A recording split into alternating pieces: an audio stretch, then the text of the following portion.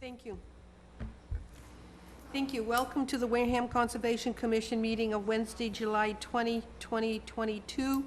And we have present, please introduce yourself, starting with Kwame. My name is Kwame Bardi. Thank you. Thanks. Denise Schultz.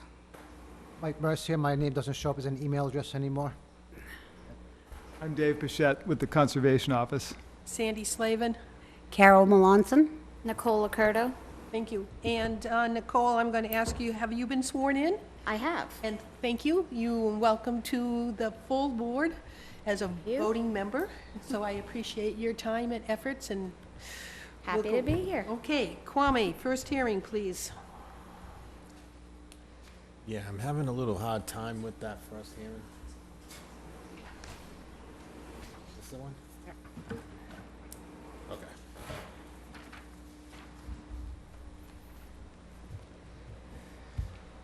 How you doing? Thanks. Okay, notice of public hearing.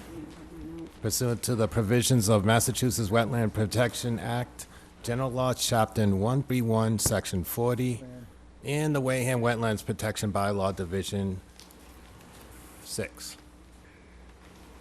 A public hearing will be held in room 320, Wareham Multicultural Service Center, 48 Marin Road, Wareham, Mass. Wednesday, July 20th, 2022 at 6:30 p.m. on the amend order of conditions for Ken E. Nelson, CO, excuse me, I don't have my glasses, I'm sorry. Glasses. He forgot his glasses. They're probably on vacation with the rest of my head. Excuse me, Kwame, wait a minute. Mr. White?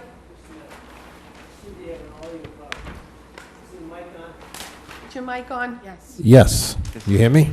You can- 1, 2? Just, Mr. White has asked us to wait a minute for WCTV to record it. Would you like my glasses?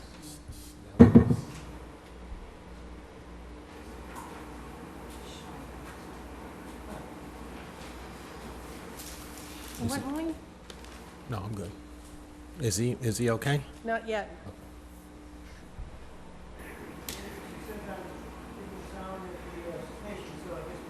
Okay, Denise, can you and Michael share so Kwame has a copy of the new amended? This is the brand new one. Okay, thank you, and you, okay, Kwame, please read it. Okay. I've seen it. Okay, so Wednesday, July 20th, 2022 at 6:30 p.m. on the amend order of conditions for Kenneth E. Nelson, Snyder, Schneider. David Nunn, and Leon, INC, P.O. Box 480, Mattapoisett, Mass. 02739, to request a modification to the seawall reconstruction plan by substituting a sloped stone revetment Yes, for the previously approved concrete block wall located on Assessors Map 5, Lot A4, Shanley Way, Wareham, Mass. thank you. And is there somebody here to represent this project? Yes, Madam Chair. Dave DeVignan, representing. Okay, Mr. Bichette, will you please read to the project? So this project site is at 4 Shanley Way in Onset, and this request is to amend an order of conditions to include a plan change. The commission issued an order of conditions in March of this year for the reconstruction of a seawall at this location. The project was to reconstruct approximately 90 feet of seawall that was an existing concrete wall in poor condition to a new wall made of precast concrete blocks. The applicant is requesting a plan change to make the new wall a sloped stone revetment instead of the concrete blocks. The plan change would keep the toe of the proposed wall at the location of the existing concrete wall, and the new wall would slope back into the land from that point. Stairs that are currently on the beach would be removed, and new stairs would be recessed back into the new wall as shown on the plan. The proposed plan reduces the length of wall along the beach that was proposed on the original plan that we approved, and instead has the wall return along the property sideline. Work would have to be timed around the tides, as was the case in the original order that we issued. So I would recommend the approval of the revised plan with the conditions that the work be timed around the appropriate tides and including the other conditions from the original order. Dave, anything to add? No, Madam Chair, nothing to add. I'd be happy to answer any questions if there are any. Okay. Kwame, any questions? No questions, thanks. Denise? There's an optional proposed slope. What is that? Sloped boulder embankment? Is that going in or not? I'm not 100% sure whether the owner wants it or not. The original seawall design ended on the easterly end of that, the block wall, and he didn't want to carry the wall continually to that point, but there is a vertical erosion event occurring right at that location. So I'm proposing to at least put one row of boulders in that location where we had a seawall proposed. Okay, thank you. Michael? I think actually Denise asked the same question I was going to. Thank you. Carol? On the proposed stairs that you've got it listed, what are they going to be made of? Are they Granite, granite? cut granite. Okay, thank you. You're welcome. Nicole? No questions, thank you. I have none. Is there anybody in the audience who'd like to comment on this project? I'm seeing none. Move to close the What do you hearing. I need a Motion to motion to close the close the hearing. hearing. Thank you. I have a motion, and I have a second to close the hearing. All in favor? Aye. Opposed? Aye. Aye. Aye. Because we are live, I do not have to poll each one of you. So we have 600 to close the hearing. Thank you. Not yet. We just closed the hearing. I'd like to make a motion to approve the proposal, specifying that it's done at the appropriate time of the tides, and that the original order of conditions applies, and that, I guess if the owner chooses to do the optional proposed slope boulder embankment, that it be included. That is Second. the motion. I have a motion and a second. All in favor? Aye. Aye. Opposed? Abstain? Now you got it. Please see Mr. Bichette before you start the work, okay? Thank you, Madam Chair. Thank you. Thank you, members. Okay. Shell Lane.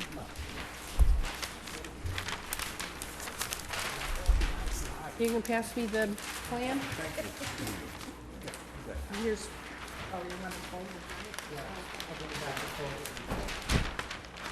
okay.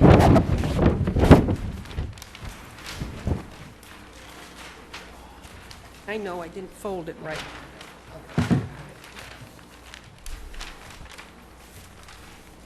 Next hearing, please. Okay.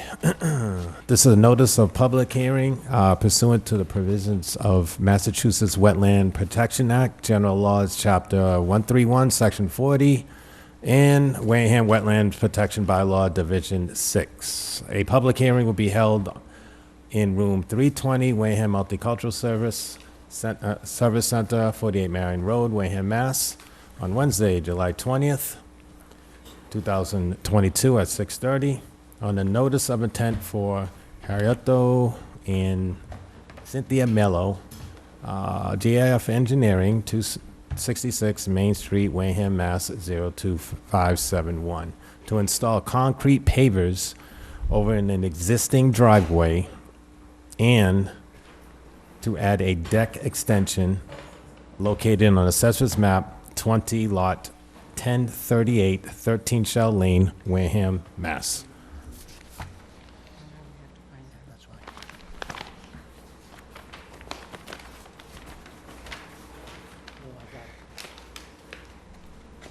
Madam Chair, this project had no stakes out when I went to look at it yesterday. I'd like to move that we continue until the stakes are placed. Well, what, first, who's here to represent the project? Bill Madden from GAF Engineering, on behalf of the Mellows. Okay. The plan indicated that the existing driveway would be done. What stakes were you referring to? For the deck. For the There's deck? nothing out back. I couldn't tell where anything was going. Cole signed it for me. The plan indicated the deck would be 8 feet from the house? There's a deck on the house. Yes, and this was to go out for an additional 8 feet. 6 feet. Sorry, I got a little one here, 6 feet out. Well, we can talk about it as a, Signing in the right line on the next one, it's okay. No problem. we can talk about it when we come up to each one of us and at the end of the hearing. So, Mr. Bichette we got paperwork in person. This isn't any different than what we already have, right? No, this was there's only one of. Okay, on this so I site. don't need a big copy, I got a little one I can look at, if I could read it. It says 6 feet addition to the deck for the generator deck. Okay, so Mr. Bichette will read to the project.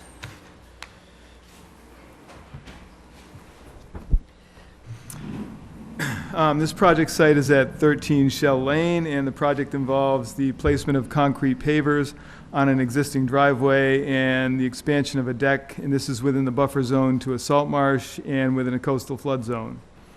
The existing driveway, which is approximately 20 by 70 feet in size, is proposed to have concrete pavers installed to provide a new driveway surface. The driveway would also be expanded slightly near the southerly property line as shown on the plan to create a turnaround area. The driveway would be pitched to direct runoff into a proposed stone trench as proposed to handle runoff from the driveway. It is also proposed to clear vegetation along the southerly property line, along the driveway edge for approximately 85 feet. The other thing that was mentioned that is proposed is a 6 by 10 foot extension of the existing deck on the back of the house to accommodate a generator at this house. That deck would be supported on sonotube footings. We do have a DEP file number for this project. I would recommend the approval of the project with the standard conditions.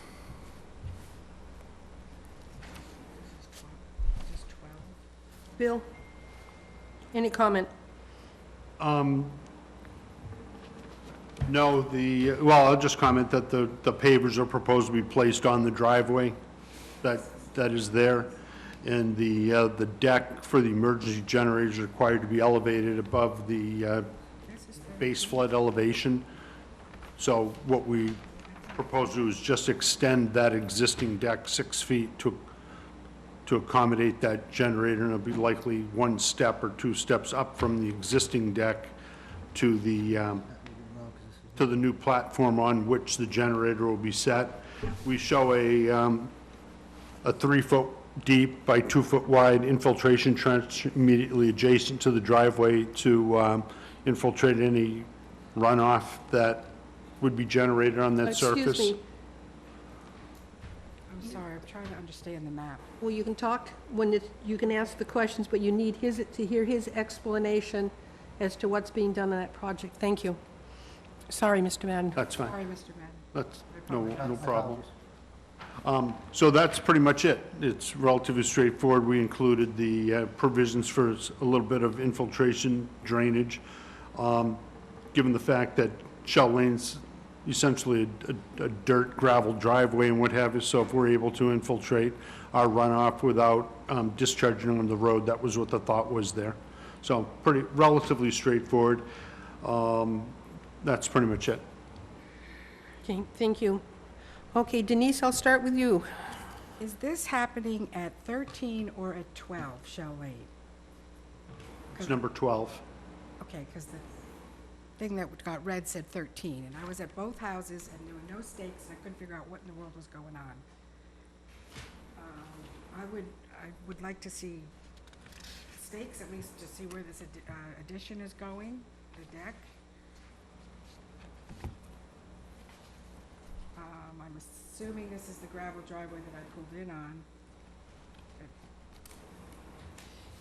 Here's a picture of the gravel driveway. Yeah, I was on it. So they're going to pave what's there. With pavers. Right, And then they're putting a deck off the back of the house, right. and it's a 12, not 13 Shell Lane. This Yes. says 13 Shell Lane, and that's the small house across the street.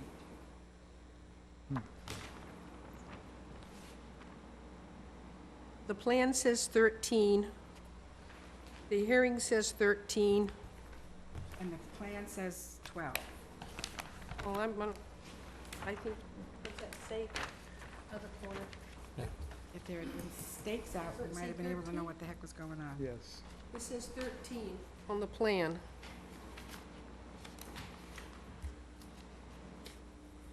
Yeah, I think you might recall we did the dock for number 13, so I think whoever prepared the plan in the office did not update the address. The abutters notice has been given for map 20 lot 1038, which is shown in the plan, so the assessor's reference and the reference on the plan is accurate, but the house address is shown on the plan as number 12, and the title block does indicate as number 13, so that is in error. Okay. I'll take my picture back.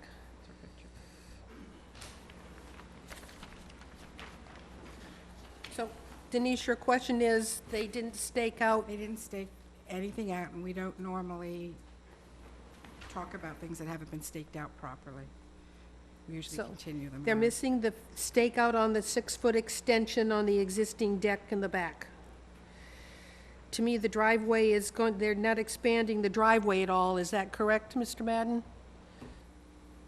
For the most part, I thought there was a small piece, maybe a bump out at the south side where the turnaround is.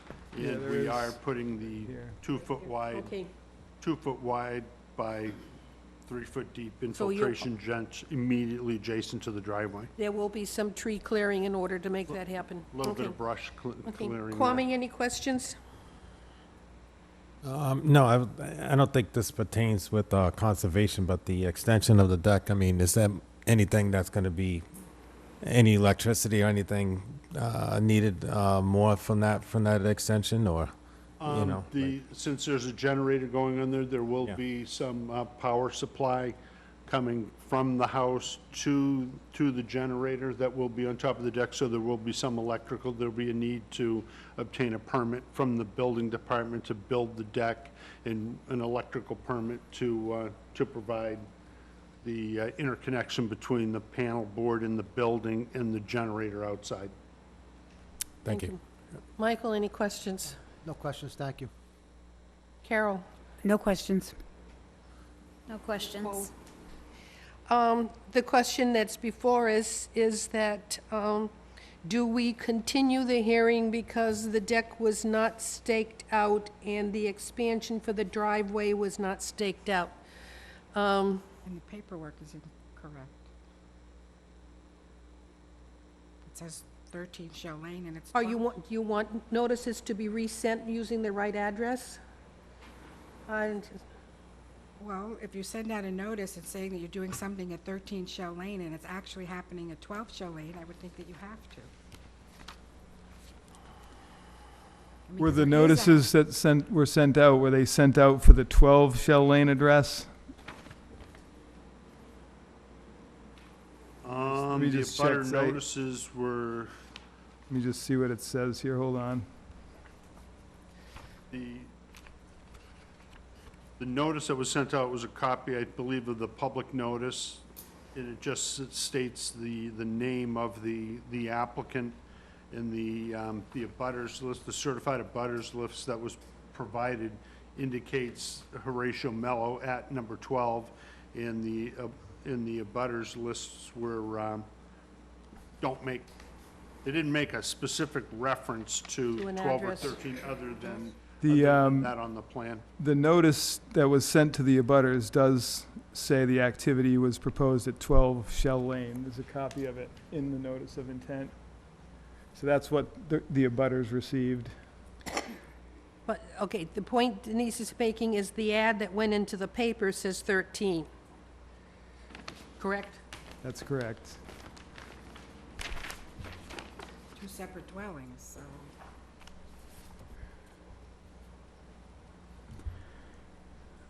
But the abutters are no different. Correct. They are the same abutters, whether it's 12 or 13. Is there anybody in the audience who'd like to comment on this project? Now, the question is, do we ask for a continuance to have the addition of the driveway staked out and the 6-foot addition for the generator staked out? Can we approve it and ask for the paperwork, this to be corrected to state which house is actually, like it says 13 Shell Lane, So requirement that it's changed? Yes, you can we do could very that. well say that if we approve the project as presented, that we have updated plans indicating the correct street address. Is that all right with you? That would be fine with me, but could you just know for future reference that we would appreciate having the work staked out? No, I understand that, and yeah, I apologize for not having it done, and, you know, I'm the guy responsible for the plan. I don't think I have to check addresses in I dates, know. but apparently I do, and I apologize, I apologize for that on my part. That's a lot. Then And- in that case, then I would move to close the hearing. I have a motion to close the hearing. Second. I have a Second. second. All in favor? Aye. Aye. Opposed, abstained, 600. The hearing is closed. Make a motion to approve with the condition that the paperwork be updated to have the correct address and the standard order of conditions. Second. Second. I have a motion and a second for standard order of conditions plus an updated plan with the corrected street address. That's the motion, and a second. All in favor? Aye. Opposed, abstained, 600. Thank you. And see Mr. Bichette before you start the work.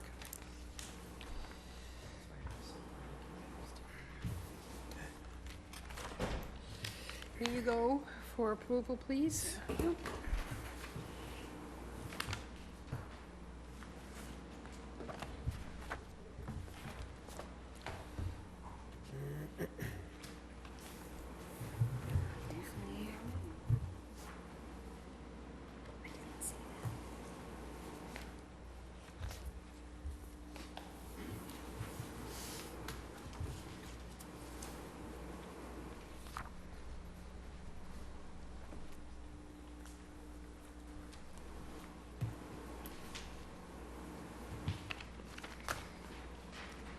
Okay. Next one, please. Okay. Notice of public hearing pursuant to the provisions of Massachusetts Wetland Protection Act, General Law, Chapter 131, Section 40, and the Wareham Wetlands Protection Bylaw, Division 6. A public hearing will be held in Room 320, Wareham Multicultural Center, 48 Marion Road, Wareham, Mass., on Wednesday, July 20th, 2022 at 6:30 p.m. On the notice of intent for Richard Grady, GAF Engineering, INC 266 Main Street, Wareham, Mass. 02571, to demolish an existing dwelling and construct a new dwelling located on Assessor's Map 6, Lot 50B 67 Jefferson Shores Road, Wareham, Mass. Thank you. Is there anybody here representing this project? Please identify yourself. I'm Bill Madden from GAF here on behalf of the applicant. Thank you. Mr. Bichette will read the project. Yeah, so this project site is at 67 Jefferson Shores Road, and this project involves the demolition of an existing dwelling and the reconstruction of a new dwelling, and this is in the buffer zone to a coastal bank at this site. It's proposed to demolish the existing 26 by 48-foot dwelling and then reconstruct a new dwelling in the same footprint, and this is approximately 23 feet from the top of the coastal bank. The existing dwelling material would be removed from the site, and the new dwelling, again, would be constructed in the same location. This site is the same location of a previous violation that we dealt with here that's still yet to be resolved. In 2020, the commission addressed a violation at this site that involved the construction of a block wall and the placement of fill to create a parking area within the 30-foot no activity zone to a coastal bank at this site. That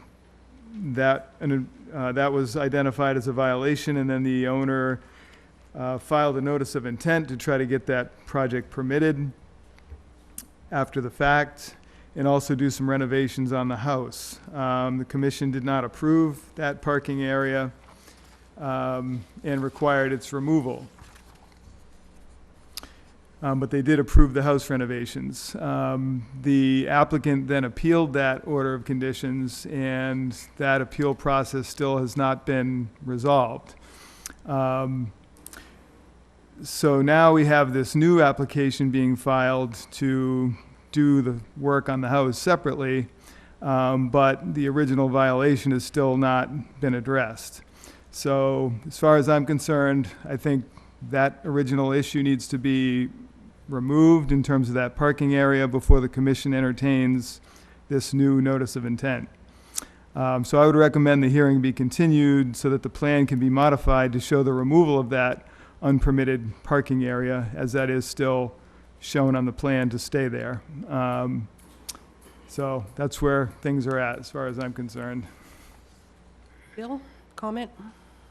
Well, with respect to the house, you know, you can see where we drew that line on there that talks about the new construction and then the existing to remain. So the breezeway and the garage will remain. The existing structure, the portion of the dwelling that houses most of the living space, that will be completely removed, including the foundation, and reconstructed in the same footprint of the building, the way it sits now, with the exception of the landing on the west side of the house and some work around the patio. The only work that's proposed is that of the structure. With respect to the driveway in the enforcement order, Dave's correct, that has not been resolved. Our thoughts is that we could still file for a notice of intent for the reconstruction of the existing house while that portion of the enforcement order or the violation is in process. I don't know what the status is of all that. I know that the applicant has retained counsel for it, and it's my understanding there's a little bit of a difficulty coordinating with town council. I don't know if that's accurate or not. That's the information that's been transmitted to me. So we felt that where he is anxious to move the house along, that we should file the notice of intent on his behalf, and thought we could separate out the enforcement action from the new construction. But certainly it's a little trickier than normal, and whatever, you know, I guess we're just gonna have to see how the commission chooses to move forward with the project or not move forward with it for the time being. Okay. Kwame, any questions?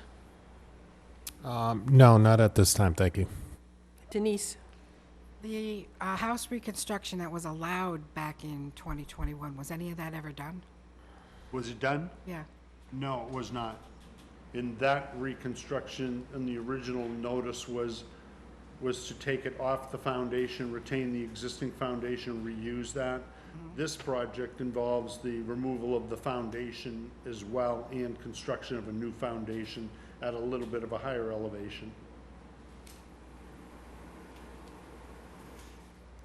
Michael? No questions this time, thank you. Carol? No questions. Nicole? No questions. I happen to kept the hearing from December of 2020, and it said, hey, You can do the adjustment. It's an after-the-fact filing for the wall. You disturbed land, it went on someone else's property, improper installation of a silt fence and hay bales, and they had until May 15th to remove the wall, and it never happened. And I'm really reluctant to offer another project when this plan shows that whole wall within the 30-foot no-work zone. I personally would recommend to this commission to say nothing gets done until that wall be removed based on the order of conditions we issued in December of 2020. 20. And it was supposed to be May 15th, 2021, Yes, that, that it was supposed to be done, and there would be $300 a day. Then he filed his appeal, which stopped everything, so he couldn't do any, so that stopped the appeal. I'm just concerned that that wall, right up against the butter's lot line, within the 30-foot, swings around the house, comes back behind the deck, and it's all been planted. And the construction material is still listed there. He has a nice little storage place between the shed and the improperly installed wall where he's got his trash barrels and things like that. To me, that all has to come out. But I'll let the people in the commission say whether or not they would like to delay the hearing on the existing notice of intent until that work is done, or until the attorneys speak to it. I know that Mr. Bowen has reached out for a meeting with the attorney and the town attorney on it, so I don't know where that stands, but I know that has happened. But what would you like? Do you want to handle this notice of intent for the reconstruction of the existing house on the house and the garage on the existing footprint, or do you want to say not until you get this other thing resolved? I feel uncomfortable approving something that has in its plan something that we have deemed needed to be removed. Anybody else comment on it? I feel the same way as Denise. Anybody else? Second, I mean, it's been almost year and a half now at least, so I agree with Denise. I feel very uncomfortable, I feel uncomfortable approving a project that has an illegal structure part of the plan. Well, with that said, I guess there's a couple of options. I think that, continuation, I think I would request a continuation on this to see if we get some resolution of the outstanding matter. See if that can get moved along and just allow this to be in a holding pattern until such time,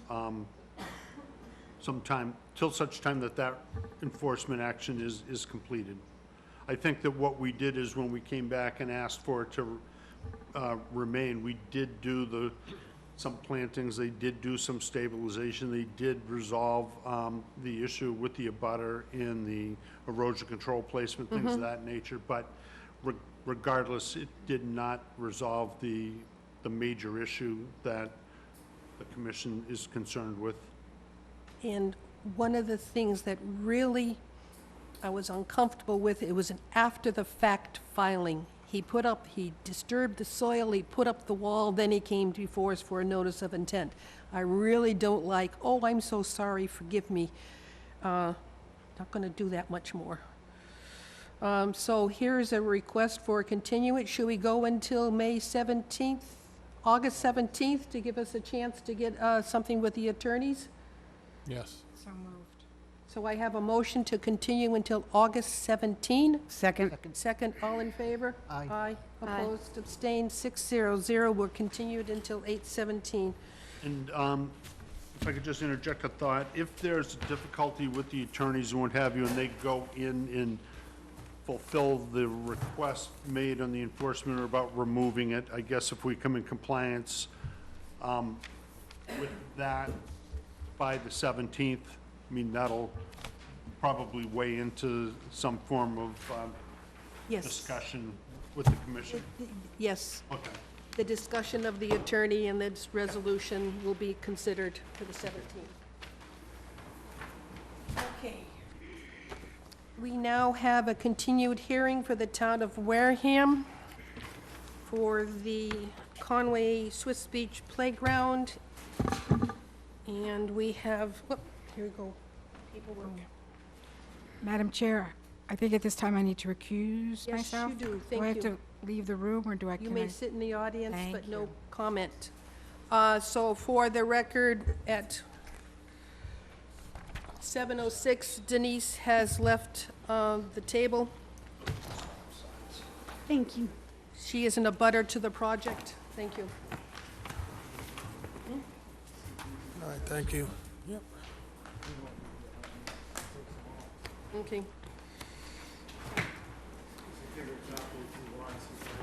And who's here to represent this project? Bill Madden from GAF Engineering. on behalf Thank you. of the town. All right. This is the shed.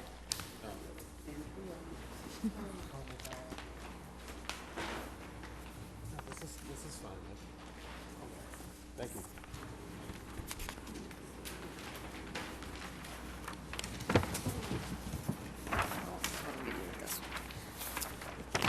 This one is the existing. So this project site is at the Swifts Beach Playground, and this project involves the reconstruction of the Swifts Beach Playground and the construction of a footbridge, and this is in the buffer zone to bordering vegetated wetland, salt marsh, within land subject to coastal storm flowage, and also within estimated habitat of rare and endangered species.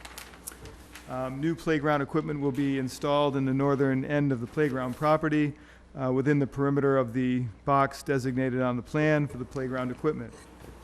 The playground equipment area would have concrete footings that would be installed to anchor the equipment in place. The existing basketball court would be removed and reconstructed, and this would be relocated further from the edge of the wetland and closer to the road by approximately 30 feet. There's also a new pickleball court proposed as part of the plan adjacent to the basketball court. And we did get a revised plan that was just presented to us.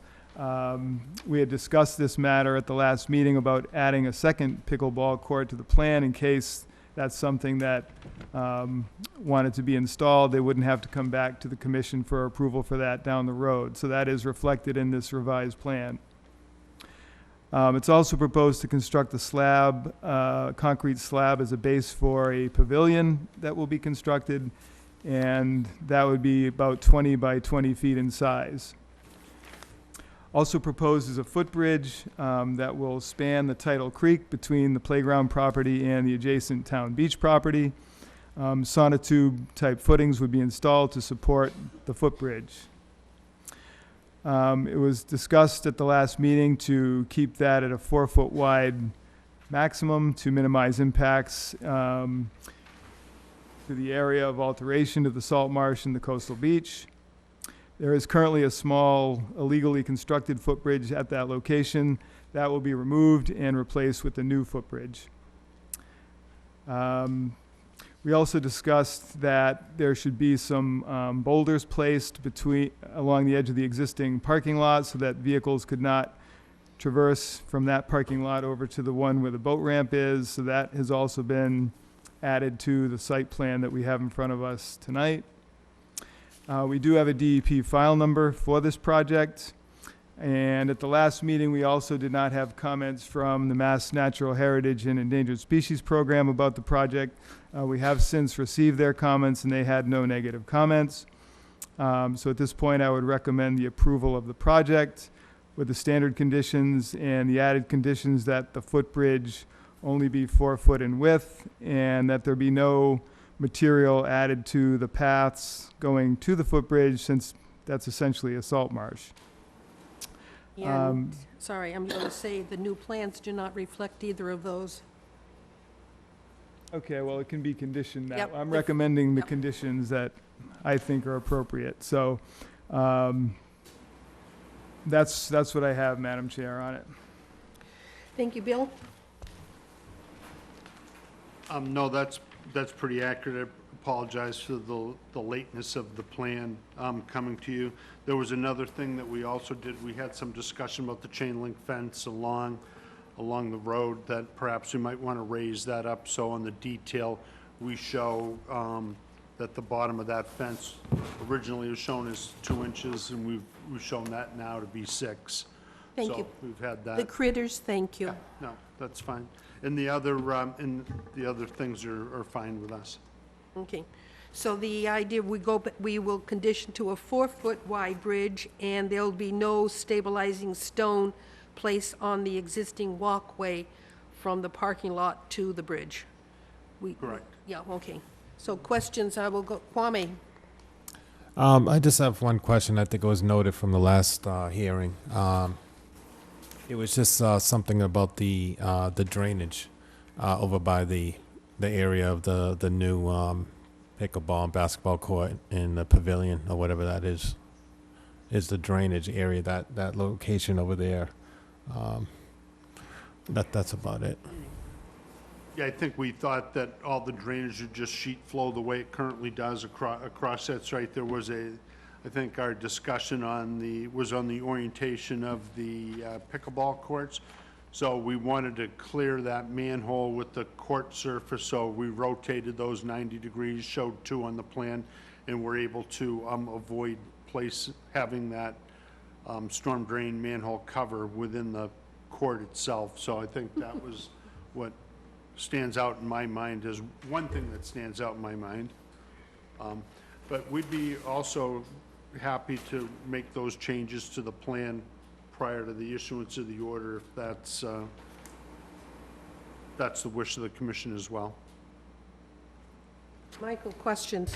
Yeah, a couple topics from the last meeting as well regarding the playground.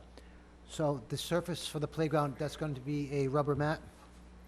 They show rubber mat in there as well, but she emailed some information down there about some engineered wood fibers that would be placed down there, so. Yes, I sent Okay. out the email to everybody regarding the engineering wood fiber.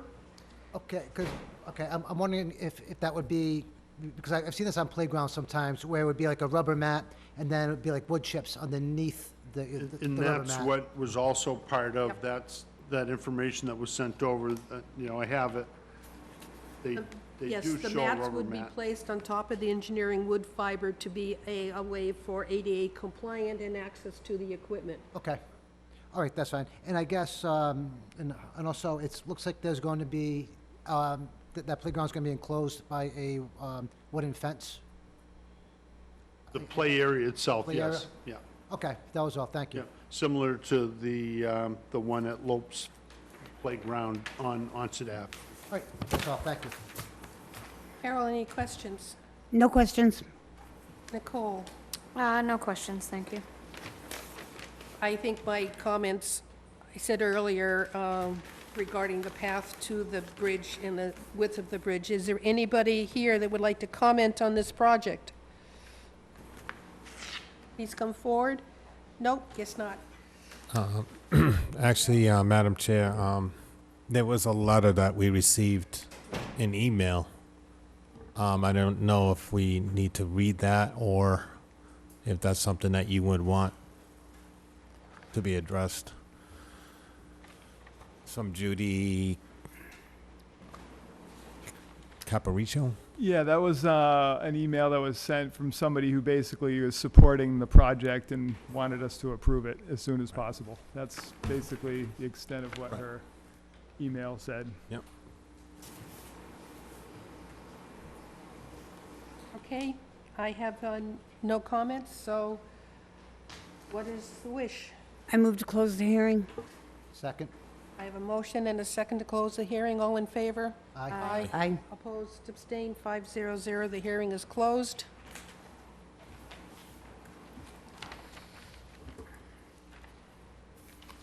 Someone wants to say, what are we going to do? I need a motion. What were the conditions you wanted, Dave? The conditions would be the addition of limiting the footbridge to 4 foot wide and no stone dust added to the path on the marsh. correct? Correct, and then if you want to condition the chain link fence height as well. I thought he put it in here. It's on the detail Okay, of the plan. So it would be standard order of conditions plus the Plus details on those the two bridge? changes. Okay. Yes. I move that we approve this project with the standard order of conditions, and the additional conditions of the footbridge and the pathway remain 4 feet wide, and that it not be, No stone. no stone dust laid down, that it On the stay marsh. Yep. natural on the marsh. Second. That's the motion and a second. All in favor? Aye. Aye. Opposed, Aye. abstained, 500. It's approved. Please, no work until you see the documents from Mr. Pichette. We have, what's the time period for, we have how many days for appeal? well, once it's issued, there'll be a 10 business day appeal period. Yeah, that's the standard, but So So they can't start work until the appeal Well- time's up? Mr. Pichette gives them the paperwork and they can start it, but if there's an appeal, they Stops have it. to undo. So it's up to them to take, Yeah. technically on a notice, you really shouldn't or can't start unless the appeal period runs its course. But that shouldn't take long to get the paperwork out and get that started, so. okay, Okay, thank you. thank you. Good night. Madam Chair, I've come back. And- Oh, yes, and make note for the minutes that at 7:17 Denise has returned. Next hearing, Paula Hamilton.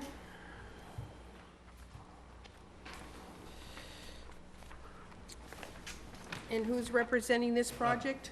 Bill Madden from GAF Engineering here on behalf of the applicant. Thank you. Oh, I can't sign this.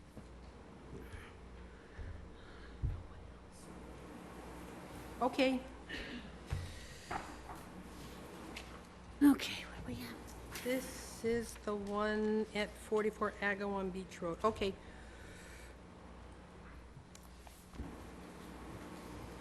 Is this a new plan? This is the same plan we had at the last meeting. You want it? Yes, please. I Thank don't- you. I've got the small one I'm working with. This was another one that wasn't staked out. Okay.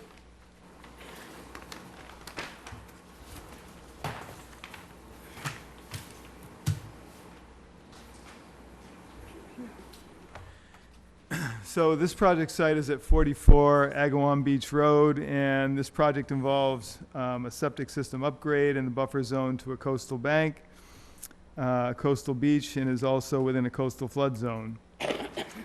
The existing system is to be replaced with a new Title V nitrogen-reducing system, and this would be approximately 50 feet from the seawall and approximately 85 feet from the edge of the salt marsh. The new system is located in the furthest location possible on the lot from where the salt marsh is. The leach field would be an elevated field and would have a 2 to 3 foot high block wall around it. There is a shed that needs to be relocated to accommodate the new septic system. This was an item of discussion at the last meeting, that this was shown as being within the 30-foot no activity zone. I had recommended that the shed should not be placed within the 30-foot zone, and that I also wanted to go see what was just off property in terms of resource areas that might not be reflected on the plan. So I did go over there and take a look, and I do believe there is some salt marsh that creeps around the corner of that lot, which is really not identified. So I did speak to Mr. Madden about that. And so at this point, I'm recommending that we continue the hearing again to get that information clarified, to see if the shed can fit or not. So at this point, I'm recommending we continue the hearing to the next meeting, which is August 3rd.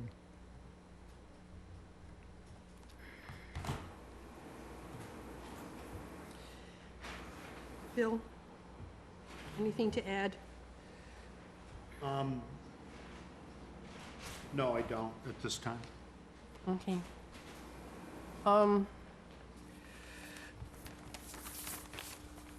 we're going to continue until August 3rd. Kwame, any questions? No questions, thank you. Denise? No questions at this time. Michael? No questions, thank you. Carol? No questions. Nicole? No questions. I have none. We're continue, so the motion, is there anybody here for this project? I see none. We're continuing until August 3rd. I need that motion. So moved. Second. I have a motion and a second. All in favor? Aye. Aye. Opposed, abstained, 600. We're continued until August 3.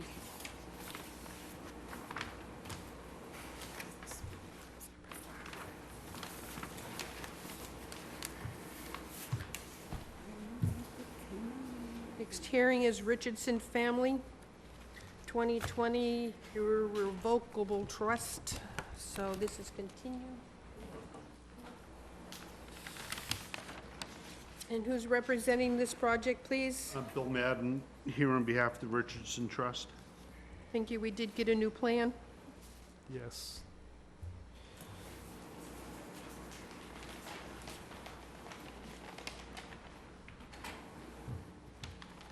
Here's the prior hearing.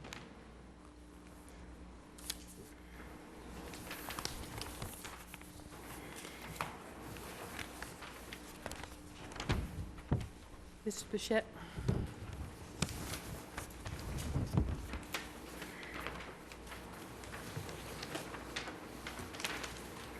Okay, so this project site is at 122 Pinehurst Drive, and this project involves repairing a seawall within a coastal beach, within land containing shellfish, and within a coastal flood zone. It's proposed to install vinyl sheet piles in front of the existing seawall for a length of approximately 40 feet, and this is within a coastal beach.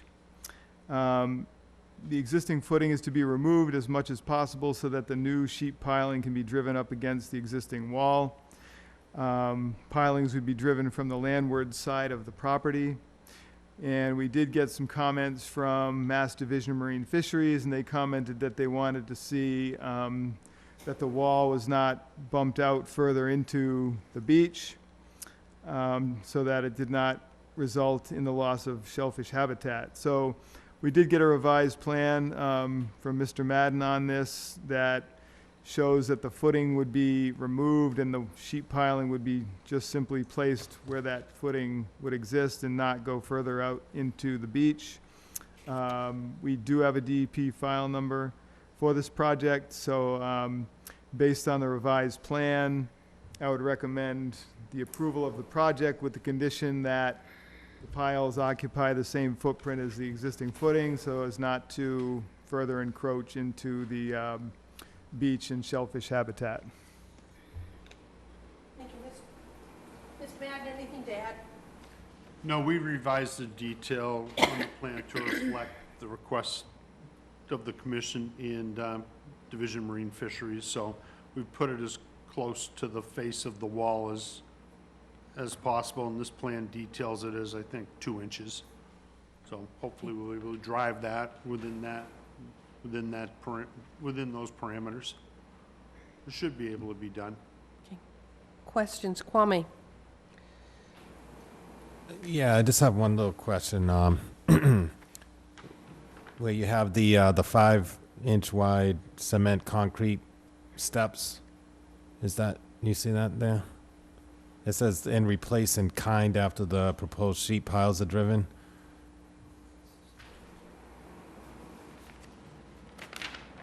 That's on the plan view that's in Yep. There's currently a set of some concrete stairs that go down from the wall down to the beach, so what we're showing is those to be replaced in kind after the sheets are driven, because we're looking to try to create a little bit of an indentation there so that there's access from the land down to the beach. So that's what we're Okay. showing to do there. Yeah, I was just wondering about It's the wrong the wording, in kind, I wasn't sure. Kind means that we're not looking to expand it. We want it to be like-type material in the same location. Yeah. I believe we were passed out the wrong Yeah, we plan. look at the wrong map. Hold on, I think I, We need the Richardson, yeah. I think you're looking at,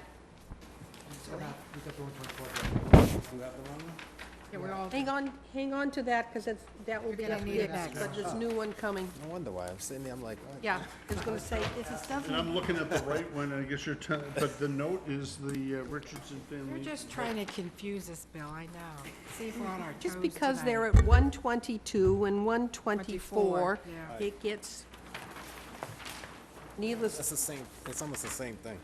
yes, just about. Right. But it's the steps that are different, Right. It's the right Yeah. set of plans. yes. Plan wrong. It's in kind though, right? Yeah, right, in kind just means not to be something other than what is there. Right. Okay. And the decking that's shown on that, that's because we reduced the height of those to match up to the abutters and what have you, so they would have to step off that small cap on the bulkhead and get down onto the concrete that's there at the beach. I remember seeing that. Thank you.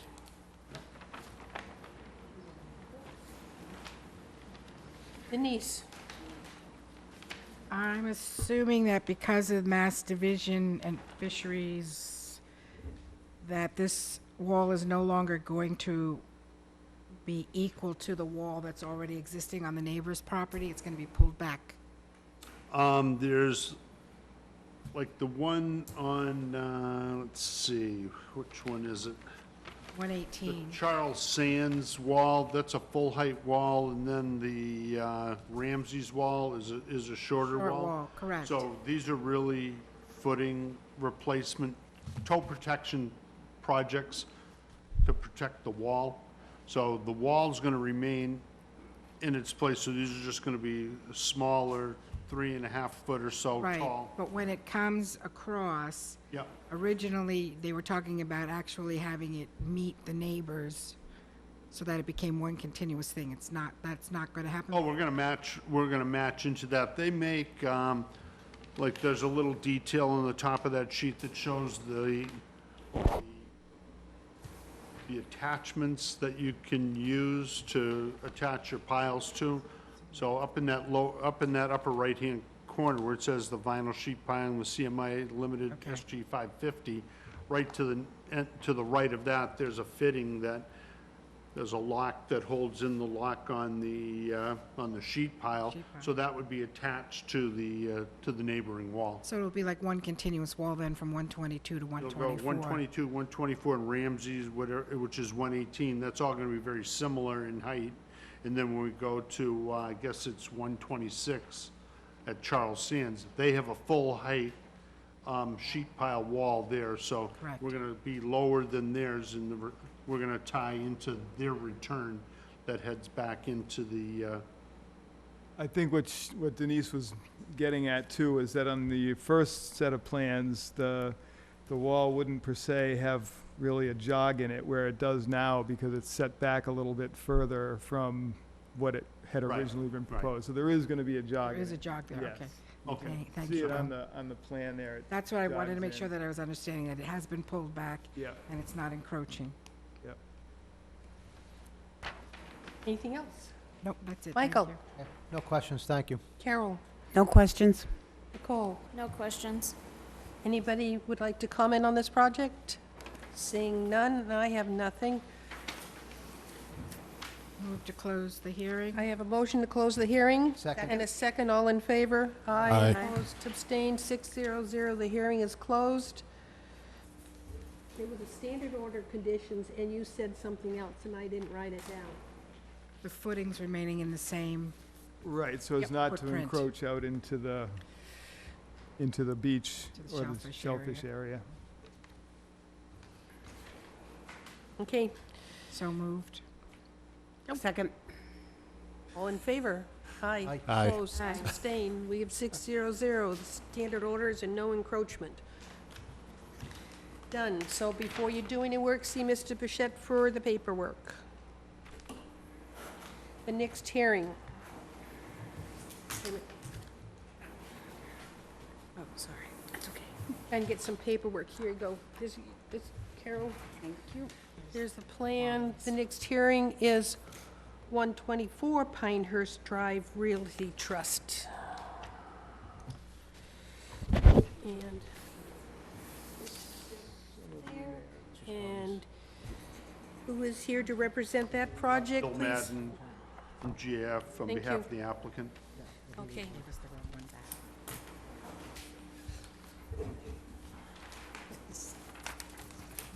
It's the same footprint. He's trying to mess us up.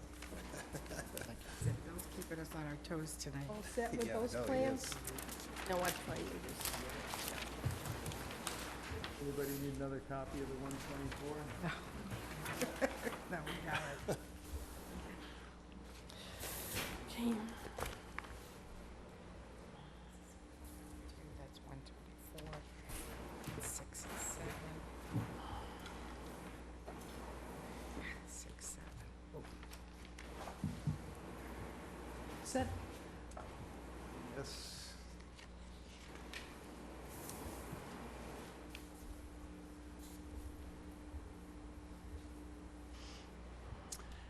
So this project site is the neighboring property at 124 Pinehurst Drive, and this project is essentially the same as the one we just reviewed, to repair a seawall within a coastal beach, within land containing shellfish, and within a coastal flood zone. Again, it's proposed to install vinyl sheet piles in front of the existing seawall for a length of approximately 40 feet. And we did get the same comments from Mass Division of Marine Fisheries on this project. And so the plan has been revised in a similar way that the last one was, to reflect that the wall will not encroach out into the beach or the shellfish habitat. We do have a DEP file number for this project, so again, I would recommend the approval of the project with the same conditions as the last one we just did. Can I get one for 124? This is 122. There. Thank you. Bill, anything to add? No, but this one will tie into Into the the next return for 122. And they're both at the same elevation, so we'll run parallel to the shoreline, we're gonna turn back into the land, and then this 124 will tie into that same piece of sheet piling that we're installing for 122. So we have a continuous cap on the top of it, but there will be that slight jog to accommodate the different locations of the walls. Okay. Questions, Kwame? No questions, thank you. Denise? No questions, just a comment that it's nice to see neighbors working together. Yeah, it's good in this case, yeah. Michael? No questions, thank you. Carol? No questions. Nicole? No questions. My only question is, their neighbor Sands has a different height on their wall, correct? And you're going to accommodate for that? We're just gonna go right into Okay. his return at a lower level, Right, so, okay. yeah. So there won't be any erosion coming off of 124 as it connects to Sands? It'll- No, because there's a wall on Yep. 124 that'll be at the same height of Sands. I got it. Is there anybody here to comment on this project? Seeing none, Move that we close the hearing? I have a motion and a second to Second. close the hearing. All in favor? Aye. Aye. Opposed, 600. The hearing is closed. Move to approve the plans, the standard order of conditions, and a condition that the footings remain in the same place as the original footings, so there's no encroachment. Second? That's the motion. I have a second. All in favor? Aye. Aye. Opposed, abstained, 600. Let me get some paperwork passed around here. The next hearing is Stephen Netto. Oh. Gee, Mr. Madden again. Yep. Who's here representing this project? Bill Madden on behalf of the applicant. Thank you. 144. I think we're waiting for additional pictures. we did get. We did get, and,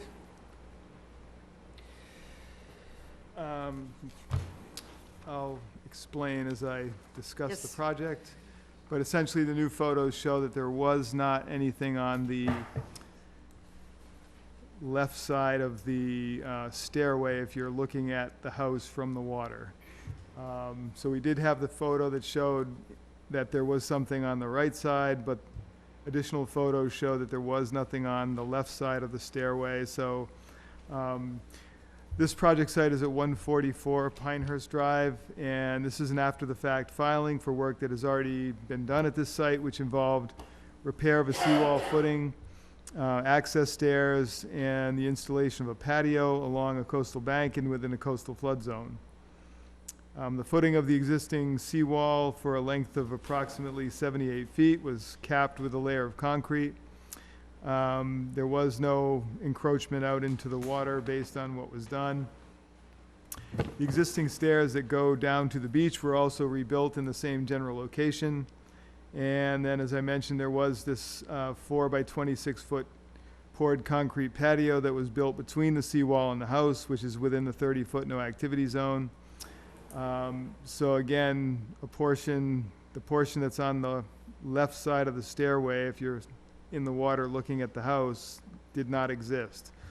So any of the work that was not previously there, my recommendation is that has to be removed as a condition of the order, if the commission wants to issue the order, to approve the other work but remove the features that were not previously there. That would be my recommendation for this project, because we did get a DEP file number as well.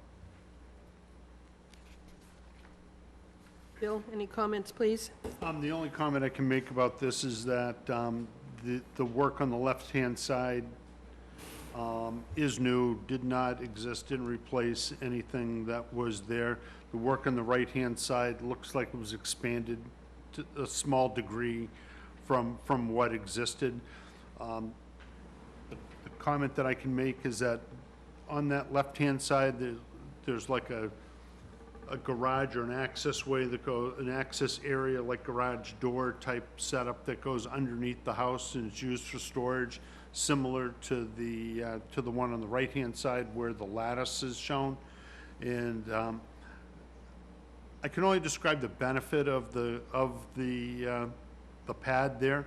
If we're accessing an area and there's going to be a lot of foot traffic down in that place, there's a potential for erosion to occur, and difficulty maintaining turf and what have you at that area.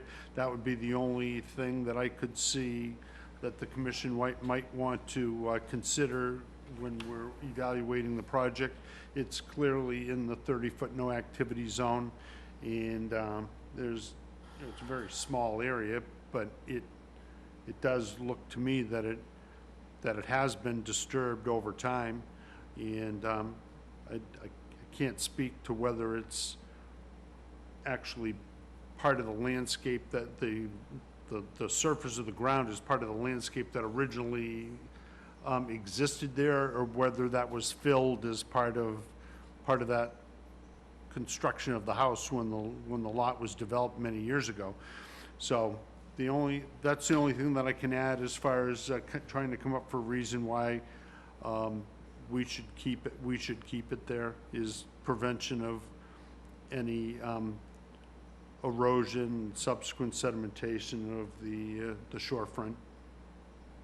Bill, who did the work? Who poured this concrete without approval? I did not get any of that information. I think the homeowner might have done it, but I'm not real sure.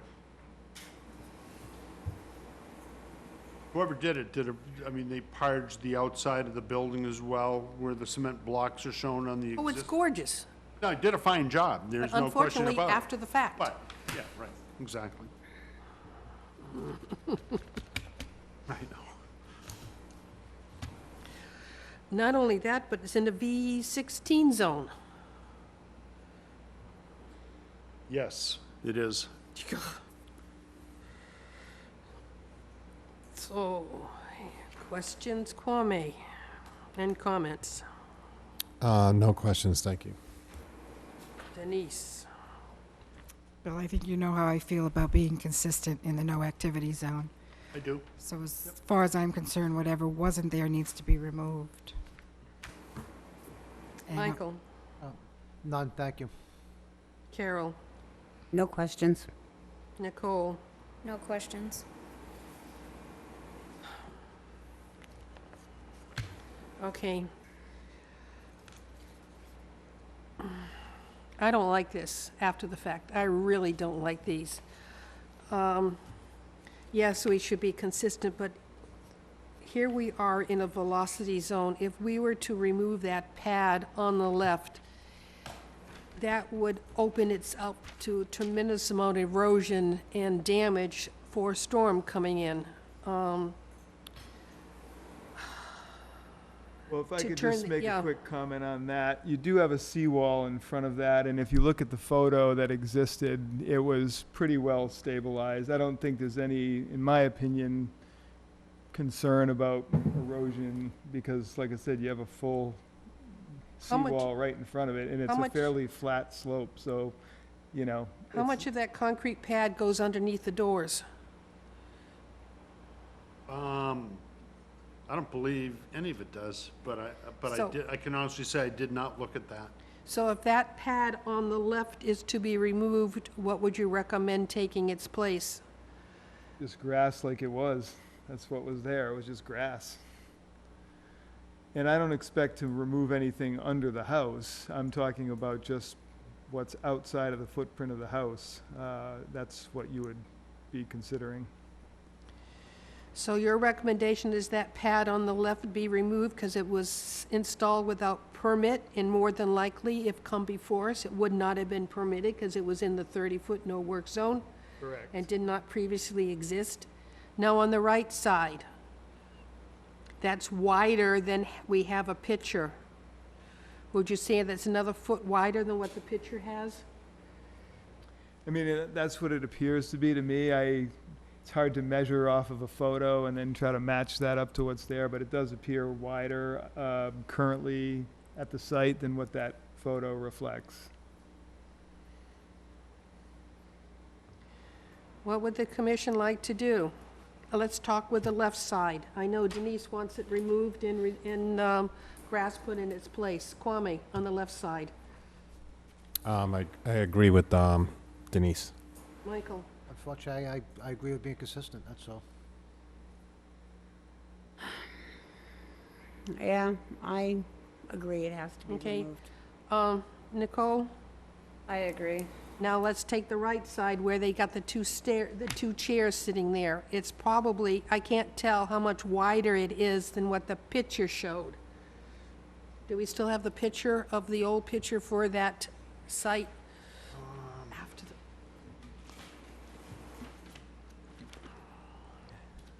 I just have, is this the one we're talking about here? yes. Yeah.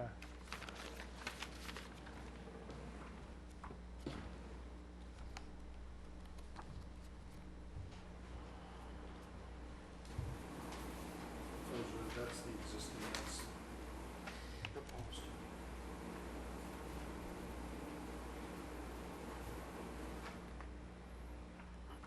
All right.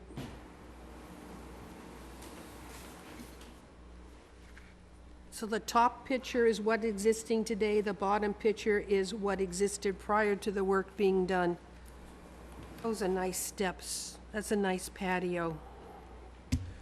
Well, the steps were there, so that Yep. isn't something I'm saying should be touched. It's just to do with the patio area. Yeah, but if you were to shrink the patio, you have a set of steps that no longer attach to a patio. Well, like I said, that's up to the commission to decide on that particular side. Okay, I need to pass it down the other side too.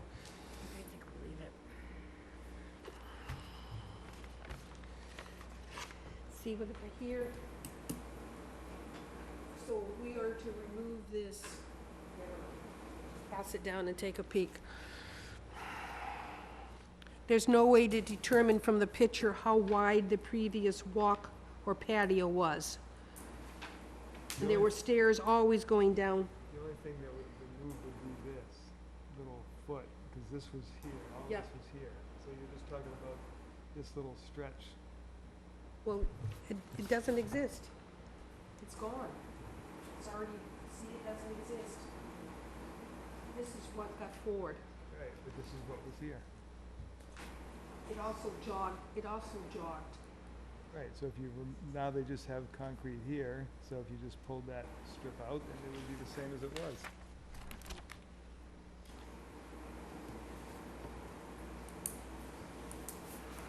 See, I think that right side was built to what existed.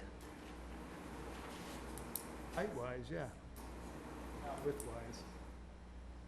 I can't tell.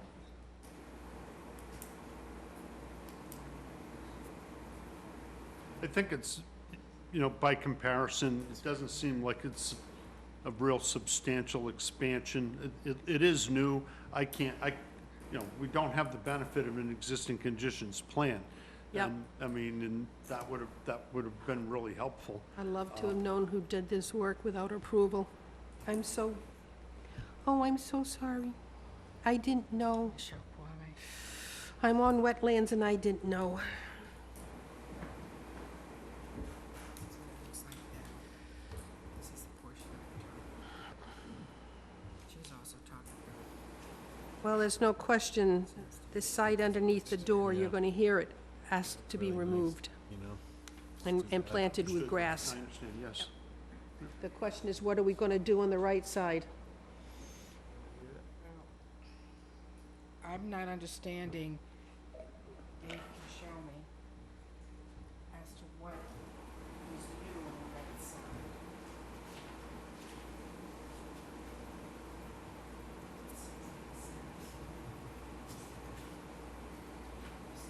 It just that this is, it's marginal. This is why I see. Yeah, but it's a very marginal difference, but, It's I- so I close to question the whether, right. Yeah. Is it even 10 square feet?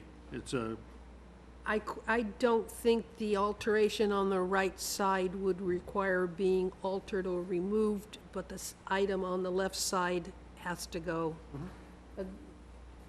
Okay, here's your pictures back. I think it's a fair assessment. side's okay, the other Yeah, the problem is It's encroaching the, it comes out a foot. Okay, anybody in the audience would like to speak to this project? I'm seeing none. Move to close the hearing. I have a motion to close the Second. hearing and a second. All in favor? Aye. Aye. Opposed, abstained, 600. The hearing is closed. Someone want to take a stab at the order of conditions? it's a tough one. As after-fact filing, I think that we need to have the removal of the left portion that was an addition, and that the right side can remain as it is shown in the picture. Okay, and the after-the-fact After- filing, We need to have a $300 fine. $300 fine, but I would also ask that the owner supply us with the contractor's name, because I believe the contractor should be fined also. Yes. So the, as Mr. Madden mentioned, I think this person more or less is a contractor, so, Did it himself. and I'd They like to have- have him state that he did the work. okay, whatever you can come up with. So, am I understanding the motion is that standard order of conditions with the additional condition that the left side underneath the double doors be removed and returned to a grassland? Correct. That the left side patio remains as it is, $300 fine. The right side Right remains side, as it is. sorry, the right side remains as it is, $300 fine to the homeowner, and the homeowner provides us with the name of who did the contract, who did the actual pouring. If it's a different person, that person or company gets $300 fine. Was that, did I cover it all? Sound like you got it, That's the motion. Sandy. Second. I have a second, all in favor, 600. All in favor? Aye. Aye. Opposed, abstained, 600.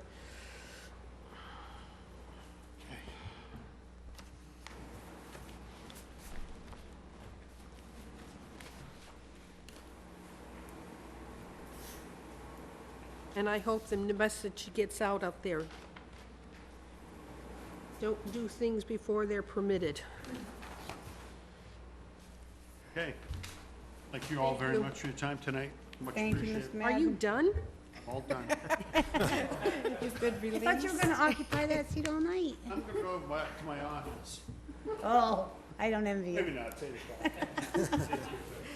Next hearing, Wareham MA3 LLC. Please, I too thought he was gonna be here.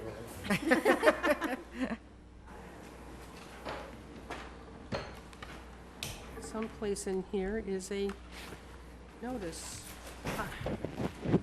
And who's here representing this project? Yes, Madam Chairperson, members of the commission, my name is Joe Shanahan. I'm a senior project developer for Con Ed Edison Development, and with me is our consulting engineer, Nick Cleany from Atlantic Design. Nick, spell the last name for me. C-L-I-N-I. C-L-I-N-I. I-N-I. See, when you write enough checks, you remember what it says. Okay. Can you also spell Shanahan? Sure. S-H-A-N-A-H-A-N.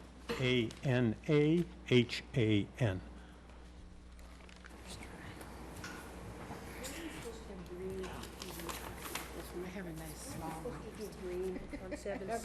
small one. Madam Chairperson, I believe Mr. Pichette's already read the legal notice, and this has been continued This is a frequently. continued hearing, so we Yes. don't reread the legal notice. Correct. Thank you. Just set of plans, unfortunately, right now. But Mr. Bichette will read to the project. Okay. It's been so long. Indeed. June 2nd, 2021 was the first hearing.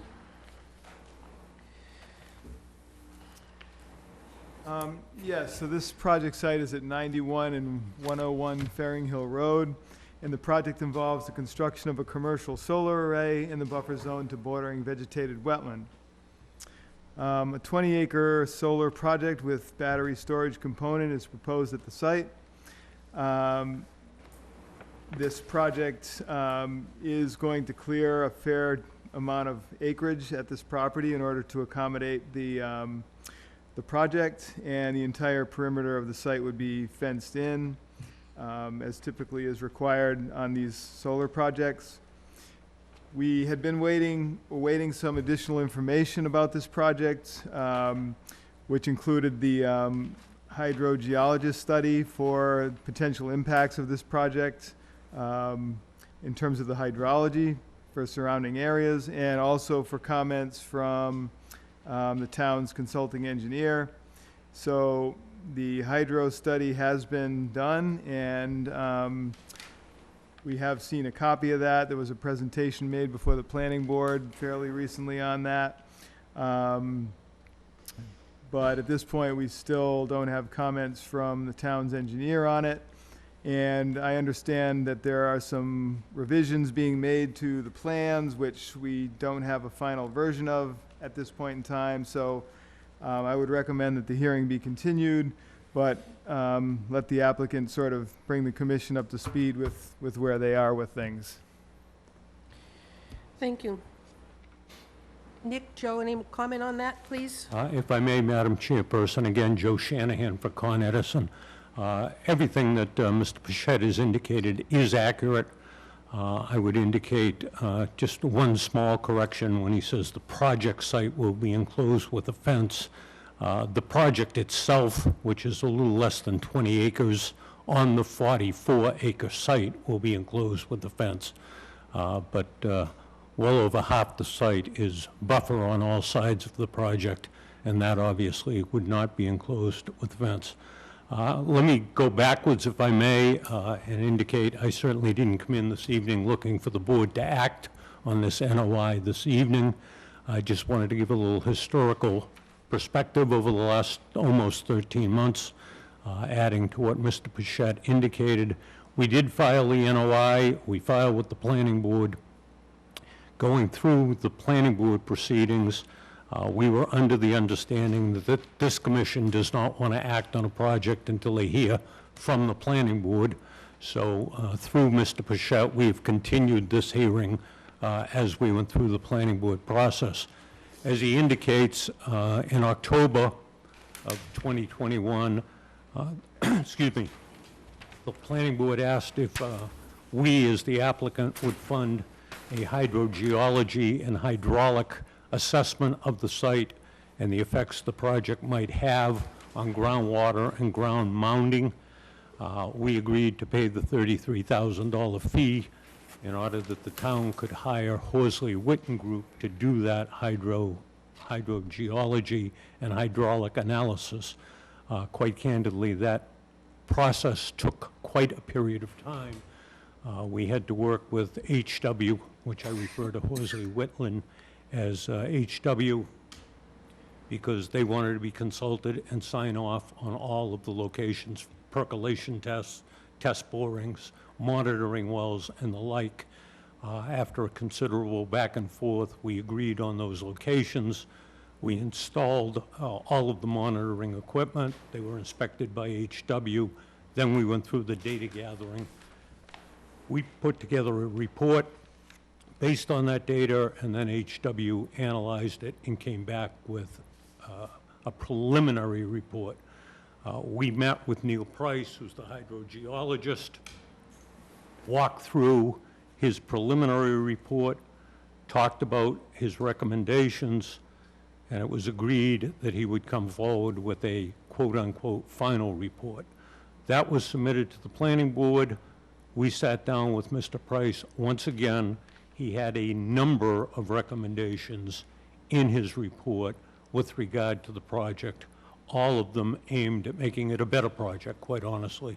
One example is he suggested to us that we use Rhode Island guidance with regard to groundwater and groundwater mounding issues because it's more strict than the Massachusetts guidelines. I, at that point, checked with Ken Buckland and said, you know, we're not supposed to be doing this by Rhode Island rules. We live by Massachusetts rules. And he said, you're right, that's what the planning board will hold you to.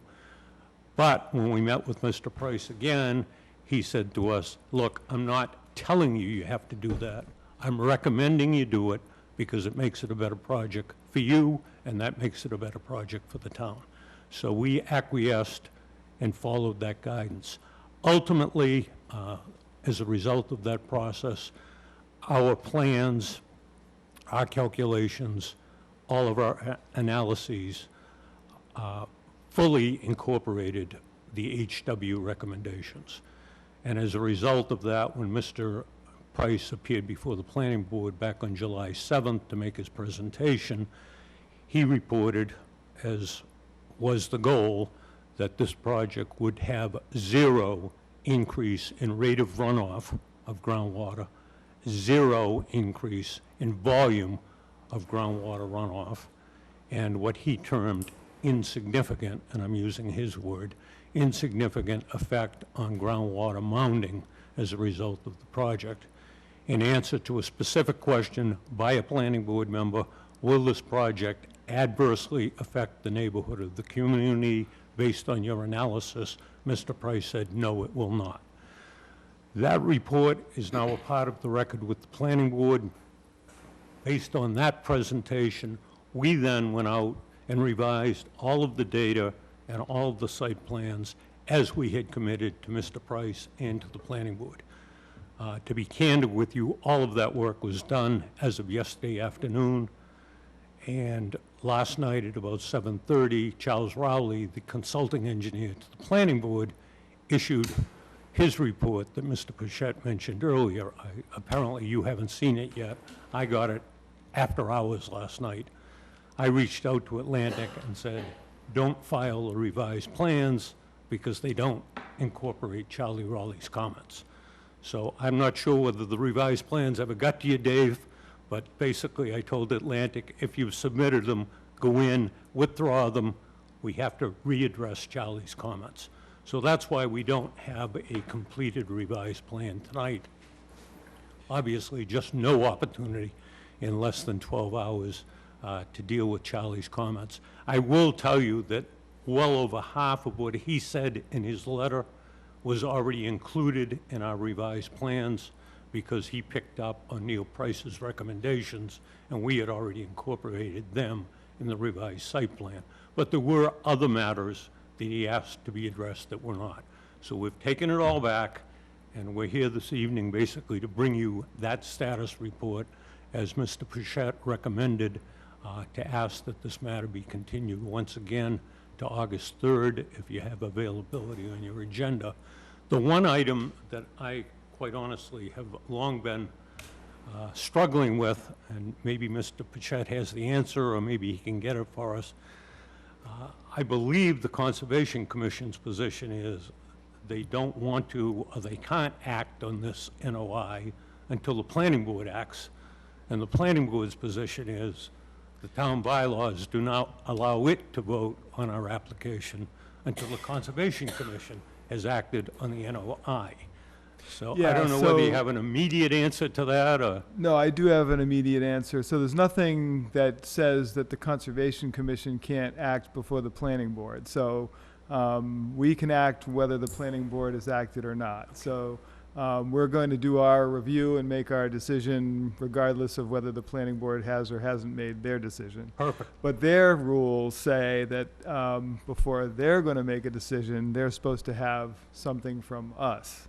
So Not necessarily a vote, but something.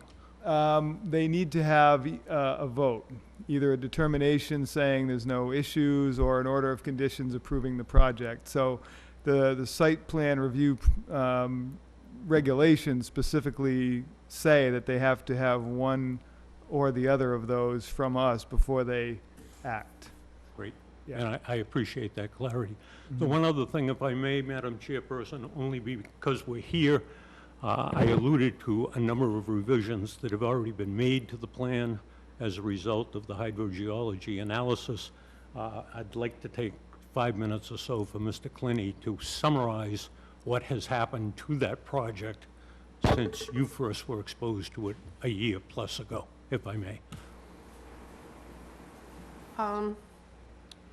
All right, and then I'd like someone to talk to me about what happened at that site visit this afternoon in which the public could not attend. So I'd like to address that also, but Well, why don't we address that first, and then we'll go on to the technical yes, matters. I went if there may. expecting to be able to do a site visit, and I was told the public was not welcome to attend.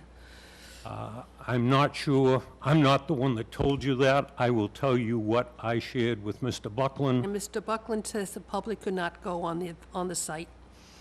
Let me explain what I shared with Mr. Buckland. All right? You certainly were not banned from attending the site I walk. was the public. Well, one of your co-commissioners, I was the public, and I chose not to. well, you chose not to. I do this. chose to stay with the other public that could not attend. With all due respect, Madam Chairperson, you were entitled to do the site walk as a public official. And you could have, if you chose to. I certainly didn't ask you not to go. What I told Mr. Buckland very clearly, and it's not unusual because I've been doing this kind of work for many, many years, is this was a site walk on private property that we have an option to lease. The town, its representatives, its officials have an official obligation to review the site, the plans, and the project, and as part of that process, certainly are entitled to walk the site, ask questions, and review the site. It's privately owned property that we may end up exercising an option to lease on, and the landowners had instructed me that from a liability standpoint, they don't want, quote, just anybody roaming around the property. Those that have a legal right to be there and a purpose to be there, And- that's fine. My comment to Mr. Buckland, it would have been very nice if there had been some contact with this commission so we could have posted a meeting to do the site walk along with planning. But we had no knowledge of that site walk until I saw our planning agenda posted. It would have been great if we could have done it as a team, both planning and conservation. And I was extremely upset with Mr. Buckland that he did not reach out since they're in the same department. So that was my statement, and now, I'm sorry, Nick. your Madam tur- Chairman, all I would indicate is I understand your perspective, I understand your tone, and I presume the tone is aimed at Mr. Buckland Oh, because I he had heard, nothing to he do with that. heard. So Thank much you. for them being in the same department. Thank you. Mr. Clean. Yes, Nick, your turn. Thank you. So as Joe had mentioned, we've greatly reduced the project. The project's been reduced about 24%, which is about 6.4 acres overall. We've pulled everything out of the 50-foot buffer, so there is zero work inside the 50. There's a small portion on the northern side by Basin 1 that just touches the 100-foot. That is a minimal amount of work just for grading and tying off to existing conditions contours. There's a little bit more of a larger portion on the southern part by Basin 3. But again, that's just for grading. There are no structures. There's no portion of the basin with the exception of the downslope of the berm. And it's, again, just for grading. On that plan that's there, could you just point out Sure. which one is Basin 1, 2, and 3, just so everybody understands what you're referencing? So Basin 1 is the large one up here. Basin 2 is on the east side. I'm sorry, west side. And Basin 3 is the small one down here. So Basin 1 is up against the conservation land. Basin 2 is by the railroad track. Correct. And that little one, Is also up against the conservation. okay, So the portion that is actually in the 100-foot is actually right here. This is just grading. The fence is just before the edge of the tip of the 100-foot. And then same thing over here. There's a small portion here. Very, very minimal. Yeah, if I might, just in layman's terms, because I'm a layman, what Nick is really saying is nothing is being constructed in that area, but if you'll imagine a stormwater feature being built up to create the basin, the toe of slope of the downgrade is in fact located minimally in that particular area. Could you go back to the map and show me where we went onto the property today and where we walked? I'll show you. Nick wasn't there. The location of the entry is right across the street from 102 Fairfield Road. Correct. Originally, the intent was to bring that access drive straight in at a 90-degree angle. When we mapped one site with planning board members many months ago, we looked at line of sight and they suggested that these folks ought not to be looking up a 100-foot driveway in front of their house. Okay. Even though we all look up driveways in front of our houses. But it was easy to accommodate, and basically what they asked is, would you please just create a little curve to it so they can see up this far? Then it makes the turn, so now they're looking beyond that into a forested area. And they also asked that we have landscaping along here to again block whatever visual impact might exist there. And the fencing, I'm assuming, is raised so that critters can get underneath. Yes. Same 6 Yes. Okay. Yeah, it's a 7-foot chain link fence because that's required by the National Electrical Code. but Correct. it's 6 inches off the ground. okay. Questions, Kwame? Oh, Nick, is there anything else you wanted to add? Nope, that's it. I'm all set. Kwame? Yeah, just, since you shrunk the proposed solar farm, what is the total wattage now? It's not a conservation aspect, I just wanted to know. Pardon me, sir? The wattage, now that you shrunk it, and what is the At wattage this now? point, we're looking at a 1.87 megawatt AC project, which, by the way, is down from the 4 megawatt AC project we proposed a year ago. So we're almost half in terms of production. I would indicate that that's not a fixed figure, because depending upon when and if this project is approved, the final configuration of the disturbance area will decide what we can put inside that envelope. But, for instance, we originally had asked for a waiver of the 50-foot buffer around the project planning board said, don't even bring a solar project in front of us that doesn't fully comply with the solar bylaws. There will be no waivers. So we immediately, and I'm not talking about a 50-foot buffer along Fearing Hill Road. We don't own this land. So this land is taken out. We have a 50-foot buffer from here into our project. This area is another 380 feet off of Fearing Hill Road. In addition, there is a home in this area. Actually, it's the house closest to the project site. A little bit of home occupation construction yard there. We were down in this area, and when Charlie Rowley originally looked at it, he said, you brought those panels just too close to that residential property. So we've pulled them back now, and those panels are now well over 300 feet away from that residence. And there are a number of other accommodations, for lack of a better terminology, as a result of dealing with Charlie and dealing with Neil Price. And that's what's reduced the size of this project from 4 megawatts to 1.87 megawatts. And reduced it some 6.4 acres as far as disturbance.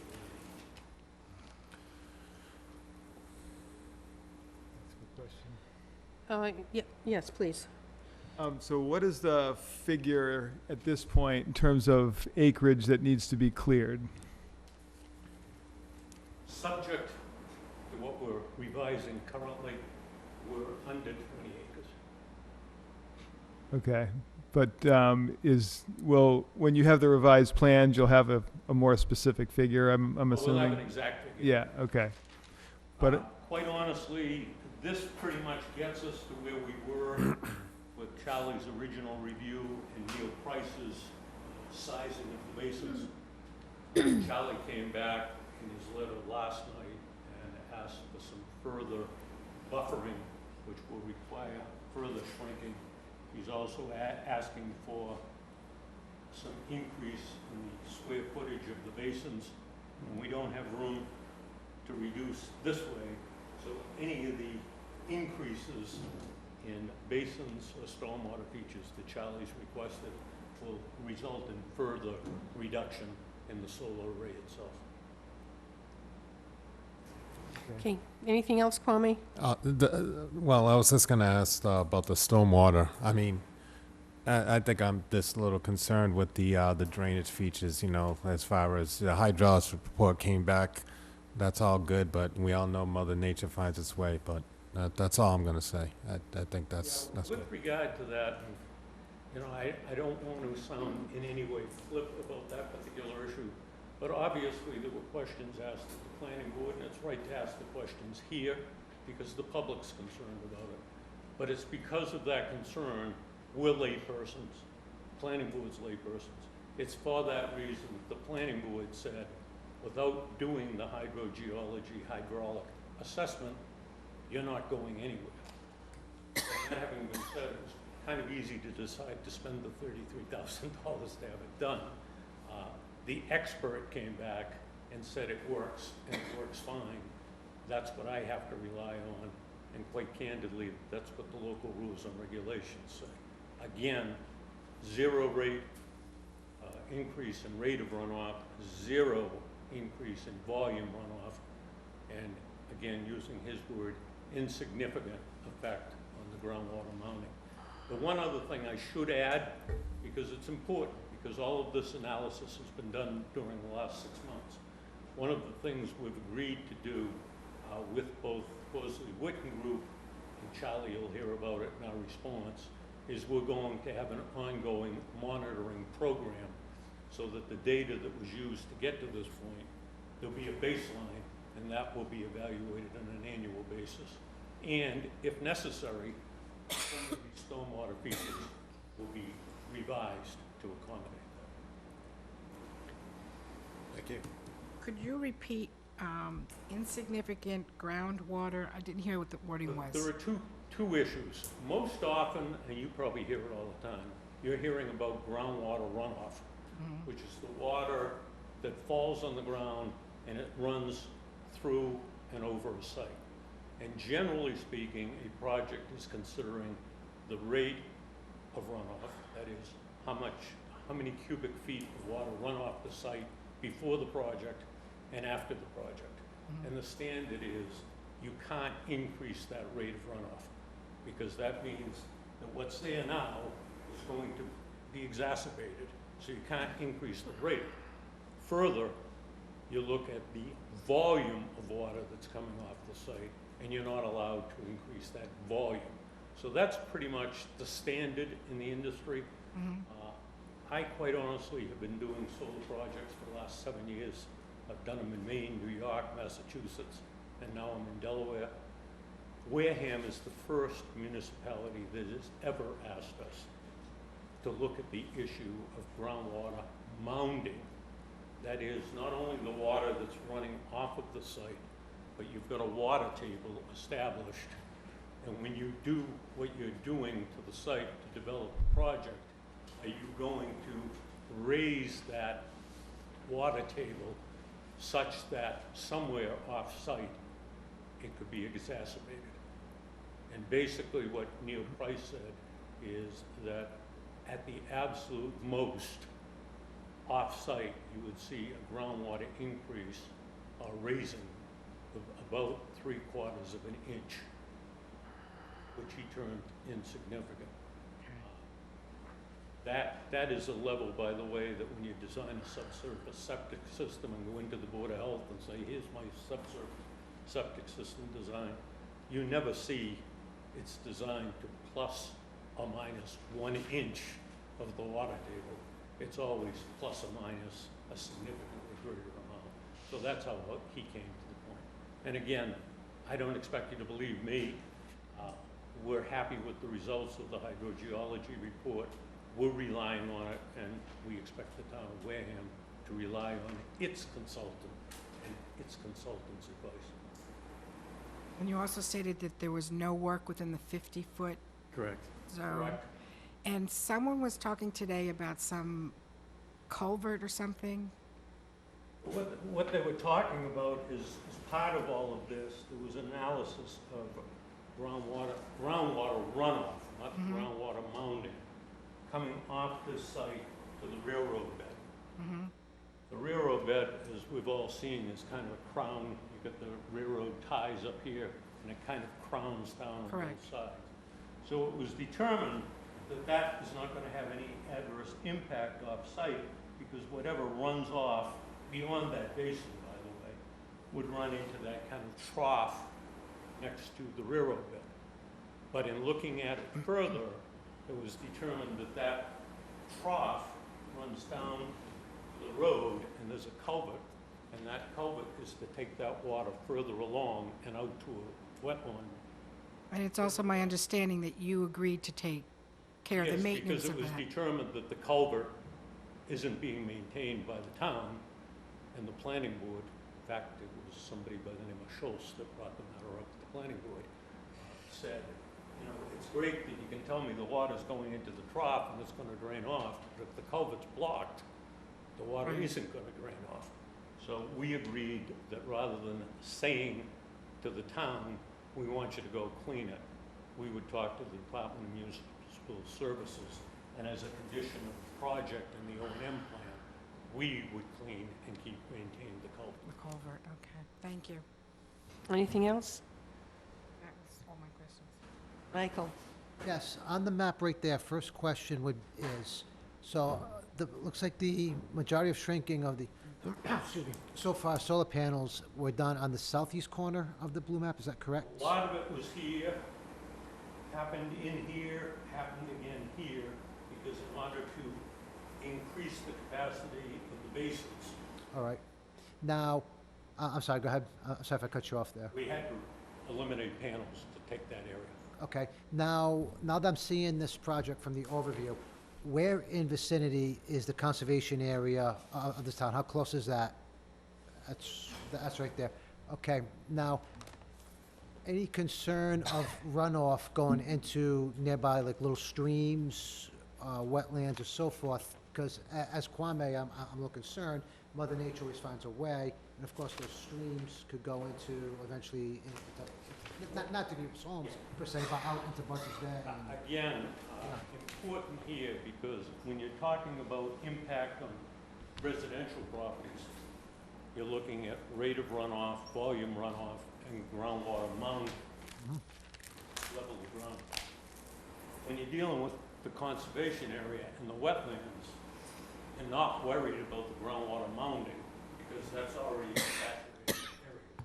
So we are here, just like here, no increase in the rate of runoff and no increase in the volume of runoff to the wetland. It will continue to drain to that location as it does now, but its rate and its volume will not increase. Even as we clear cut a whole bunch of trees and basically make that area more clear. That's the and- purpose of the entire hydrogeology and hydraulic assessment, is right now, you've got a certain number of acres where, as you experience, dense undergrowth, trees, etc. When you go in and cut down the trees and you pull out the roots and you basically clear that area to put the project in, you're destabilizing what's there currently naturally to catch water, pervious, etc. So what we have is a program not only in terms of the basins, but in terms of, and this is the Rhode Island guidance. Rhode Island requires that you come in and that entire area be loamed, not with the 2 or 3 inches that Massachusetts requires. It's got to be 6 inches, and there's got to be a certain mix that goes in there that will guarantee that it will establish itself and maintain itself. So that was the study, is everything is this way today. When they come in and cut down the trees and take everything out of there and put the panels in and reestablish a meadow as opposed to trees, is it going to have an adverse impact?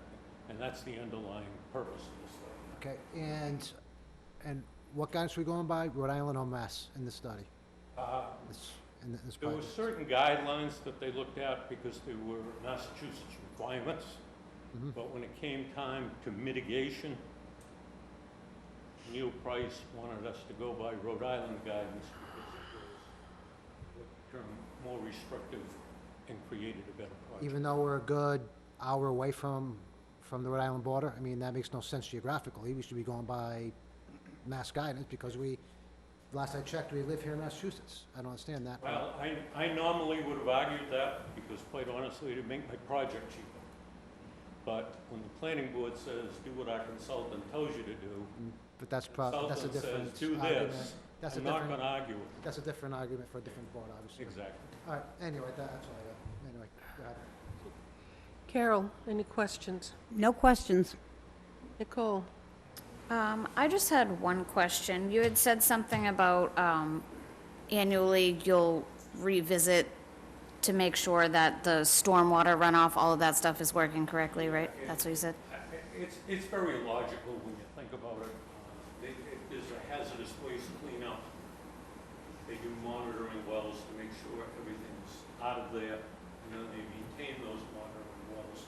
They come back and look later to make sure that there's no resurgence, if you will, of hazardous materials in the ground. This is an offshoot of that. You've basically got a project that's designed based on data that was done in 2022, and actually a relatively small sampling, several months in 2022.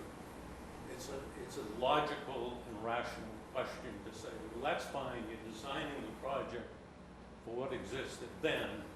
What if that changes in Right. April of 2023? So how are you going to know?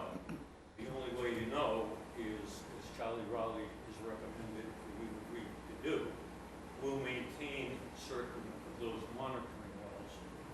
And Horsley Witten, who's the town's hydrogeological consultant, will review those on an annual basis and make a report back to the town. And if there are changes that impact anybody, there will always be changes. Groundwater table, everything changes. Right. But if it's going to have an adverse impact as a result of the change. planning board will have the authority to say, okay, we've got an issue here, how are you gonna address it? And you may end up addressing it by saying, okay, we'll take those panels out, we'll make that basin bigger, because you've shown a need to do that. So Okay. that's the monitoring. Okay, so basically that handles everyone's concern about the runoff, that it will be monitored I'm and, not sure I'm gonna hear everyone say it handles my concerns. Well, I would it's hope sort of it a, addresses the concerns. I have one more question, or two more questions, actually. So what are you planting underneath the panels? Pardon me? What are you planting underneath the Well, panels? in parlance, it's basically a pollinator-friendly clover mix. Okay.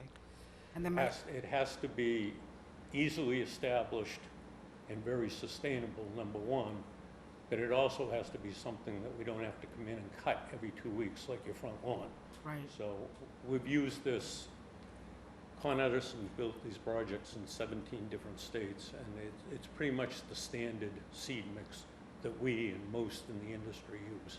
okay. And then the other question is, I saw one well today. How many are on the property? I'd have to go back and look because there are a number of monitoring wells which actually put equipment in it to gauge the rise and fall in the water table. There are also percolation holes where they went in with a backhoe and dug down to find out at what level the groundwater was. And then there were test borings where they actually put a drill in and went down to find out where bedrock was. So you're gonna be Well, checking annually which ones? The monitoring wells, our concern isn't groundwater runoff in terms of rate of volume. The only concern would be groundwater mounding, Okay, which we would have no control over, but it still could change. okay, thank you. I did look at the conclusions, and I did look at the recommendations, and I did listen to planning board. I would love to have somebody come before us and talk to about these conclusions and recommendations from the hydrology report. Well, I think it's well within this board's to understand what's going to happen to the water, stormwater, water underground, et cetera, but that would be my request, is that we have somebody who actually did the report come talk to us, but I think Mr. Bichette has a question. Well, it was basically going to be the same comment because I'd like to have the ability to discuss that with that individual or that business because they have made certain assumptions in their assessment of things, which I would like to ask questions about because I don't necessarily agree with that in terms of how that was done. So that is something that I would like to do, whether it's something we have to speak to the planning board about or how that would be addressed. I'm not quite sure because it sounds like they're the ones that have this consultant working for them. So I guess it's a question we have to ask them. Would that be right? well, let me make this suggestion, and first of all, with this caveat, because the people I work for would not be happy if I didn't make this caveat. Mr. Price is the town's consultant. He was on an agenda at a public hearing and made his presentation. He not only took questions from the planning board, he took questions from the public. So that was certainly an opportunity for individuals to do that. It was also televised. All of that having been said, we try to be good corporate neighbors. We've tried to do anything and everything we've been asked to do for the last 18 months on this project. If the Conservation Commission wants Mr. Price to come in and make the same presentation he made to the planning board and answer your questions, I respectfully suggest you'd have to run it by your friend, Mr. Buckland, first. But I would suggest you run it by, and if they don't have a problem with, quote, the town's consultant coming in front of the Town Conservation Commission, I would commit to reimburse for any town fees for that presentation. Yes, I think it would be a good position to have everybody here hear the same thing from the same person, and I do not want that presentation. I would only go into the conclusions and recommendations, because honestly, even, yes, I've had my geology courses, barely understood what he was talking about as he went through the science of what they did. I couldn't agree So, with him so more. we came along, and to me, the conclusions and their recommendations was something that should be focused on and discussed here. And beyond that, you know, yes, they made their presentation, but to be able to digest it all and to formulate questions about things you're hearing isn't something you can automatically do within 5 minutes of hearing what you just Oh, heard. of course. So, you know, that's why we're just looking for the opportunity now to ask certain questions once we've had a chance to really absorb what was presented. I believe the presentation is probably available in this town on video, but if you choose to go back and look at it prior. Yeah. But making the offer as clear as I can. If you want the town's consultant to come before you, nobody in the town has a problem with that. I will agree to reimburse whatever the fees might be. Ms. Brissette, will you speak to Mr. Buckland about I will. arranging for a presentation to us? Not the whole thing. The bottom line, here is our recommendations and our conclusions. If there's nothing else from here, I'll see if anybody in the public would like to comment on this project, keeping it to the wetland bylaws. Wetlands laws, not just the bylaw. The wetland laws. Yes. Who's up first? I think the lady in the back had her hand up first, but I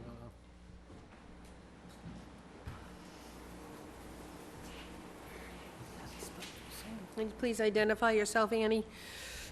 Annie. You got it, Sandy. Annie. Annie Hayes, 52 Farmers Lane. I live on the hill. I live on the back side of this project, on the back side of Faring Hill. So I am very familiar with the weather, the microclimate, the winds, all of that, and the water. And Kwame, you're absolutely right about Mother Nature not following the models necessarily that are used here, and I'll like to address that as well, if I might, about what you said, Mike, about the difference between Rhode Island and Massachusetts water. And this is a report that was done by Patrick Garner, another hydrogeologist, who did an assessment in town. And he said, although from a regulatory perspective, Mass DEP continues to allow use of the TP40 data, that's the one that's the in-state stated regulation. Excuse me. Climate-aware, science-driven engineering firms in the Commonwealth have shifted to precipitation data generated by the Northeast Regional Climate Center, NRCC. NRCC works in collaboration with Cornell University and the Natural Resources Conservation Service. The NRCC data is consistently updated to reflect real-time precipitation data from all over New England.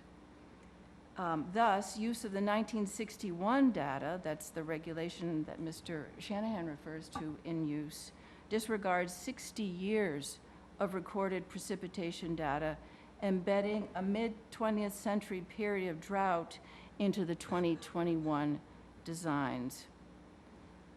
Based on scientific consensus and on available data that reflects contemporary climate change, use of the 1961 data, although still permitted under the obsolete Mass DEP statute, is incomprehensible today, particularly given that engineers who use the old data constantly cite climate change in the EENF as justifying proposed solar uses in the sites.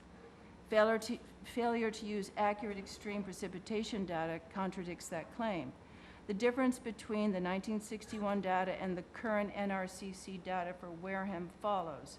The 100-year storm event used by the old data is 7 inches, and the NRCC 100-year real-time storm data, and this was written in 21, so it's not totally accurate, is 8.62 inches. Based on these differences, the 100-year storm event used by the old data represents an underestimation of almost 20%. And this is in bold print. Consequently, all stormwater infrastructure designed for the sites using the old data may be undersized by the same 20%. Use of accurate precipitation quantities is critical, etc. I will give you a copy of this. Thank you. Could you tell me who is Patrick Garner? Patrick Garner is his own company. He is in Northborough, Mass. He's hydrogeologist, river analysis, wetland science, soft soil evaluation, design and permitting, peer review. Thank you. Thank you. The other thing, I mean, there are numbers of things. We're talking about increased precipitation, but as we know, we're in the middle of a fairly extensive and severe drought. How does that affect this data? And how does it affect the runoff of the existing water? I'm concerned about all the water that's run off this hill, the backside, towards my land, towards the river below, to all around, in all areas. It nurtures the Sipican River and the Weweantic River, all the ponds around, and there are many. And when this water no longer has the currents and the passages that it has now, with the trees, the roots, in the drought especially, all of that is holding water rather than running off. All of these patterns that have evolved over really 10,000 at least years, since the glacier age pushed and pulled this hill into formation, all of these patterns are inextricably changed. They can't help be. All the roots are pulled out. Everything is pulled out. It's made into a barren platform virtually for 7,333. Maybe the data's changed, but that was the initial amount of solar panels. So this is an extreme reconfiguration, I can't even call that, an extreme situation. And I'm hoping that as a watershed down to the rivers and the ponds and all the land around, and it has the headwaters, meaning the rivulets at the highest point, 92 feet at the top of Faring Hill. The panels cover a great deal of the ridge. The change, and I would say the damage is extensive. Okay. So I hope, oh, and I went out and I made a video after a rainstorm, so that I was standing at the path that you take onto the Wareham Conservation Land, the Land Trust path, and then I followed it down to the Weweantic, and you could see the massive amounts of water and how they flow. All of that will be changed. Thank you. Thank you. Thank you. Anybody else like to comment?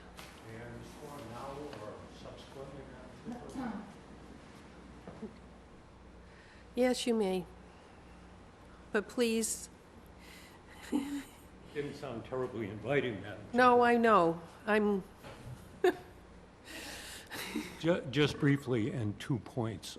First, I think it's important to note that while Annie's comments and quoting from a private engineer with an opinion is not necessarily applicable here, she did, in all fairness, acknowledge at the beginning of her comments that we are looking at DEP regulations and requirements. And that's what's applicable to my project, that's what's applicable to this commission's decisions.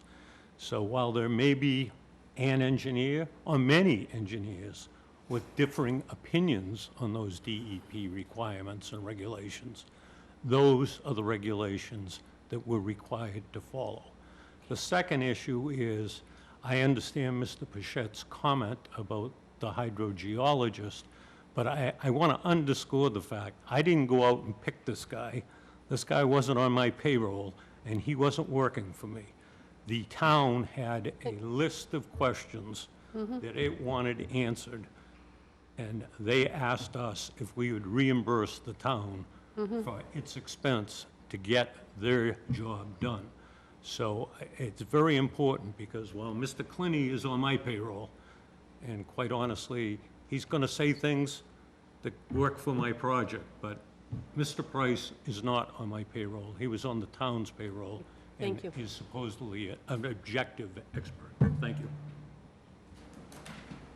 Okay.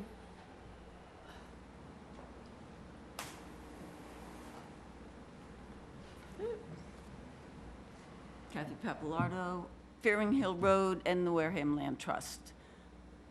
Speaking of the wetlands, and in watching, I saw part of the revised plans. Their concern is the water that's going off to the west and the south on this project. So to take care of that in the new plans, they are planning on diverting that water east, which is now why there's these big, much bigger detention basins, which is very close to the Fearing Hill Conservation Land. No one's talking about the neighbors that are living to the east. Everyone's talking about the south and the west neighbors. Everyone is concerned about the water.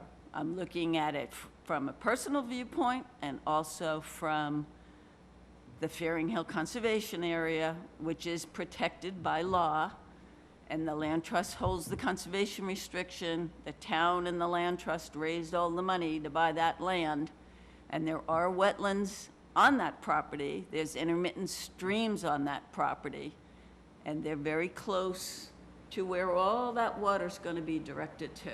So I would suggest you take a very close look at that plan. And just one other thing, not related to wetlands. Mr. Price has never done this for a solar field. This type of report that he did, he's never done one for solar. And he also was not aware and did not take into account wells and septics that's up on the hill. Thank you. Thank you. Anybody else? No?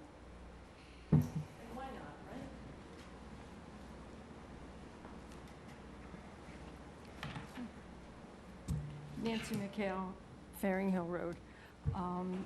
I have a couple of questions. Mostly were generated by listening to Mr. Price's discussion with the planning board. And one was, it appears that test pit number 5 for a perk test was pulled because they decided not to use that because it didn't perk. And if I'm correct in where that was located, it's located by test pit, or by the drainage bay, the stormwater basin number 1, which is the long one on the northeast side. And it doesn't make any sense to me to put a stormwater basin in an area that doesn't perk. And perhaps someone could explain that to me if indeed I'm correct in that belief that that's where that is. Good question when he comes before us. So that's one of them. And the other question is, which way does the water actually flow out of the hill? Because it appears that I heard Mr. Price say that it would be flowing toward some of those, toward Faring Hill Road, which doesn't necessarily make any sense to me either, and that they were going to put a trench around the area of the panels in order to divert that into those stormwater basins. Interesting. That's what I thought. So those are some of the questions that I'm going to be continuing to ask. Okay, thank you.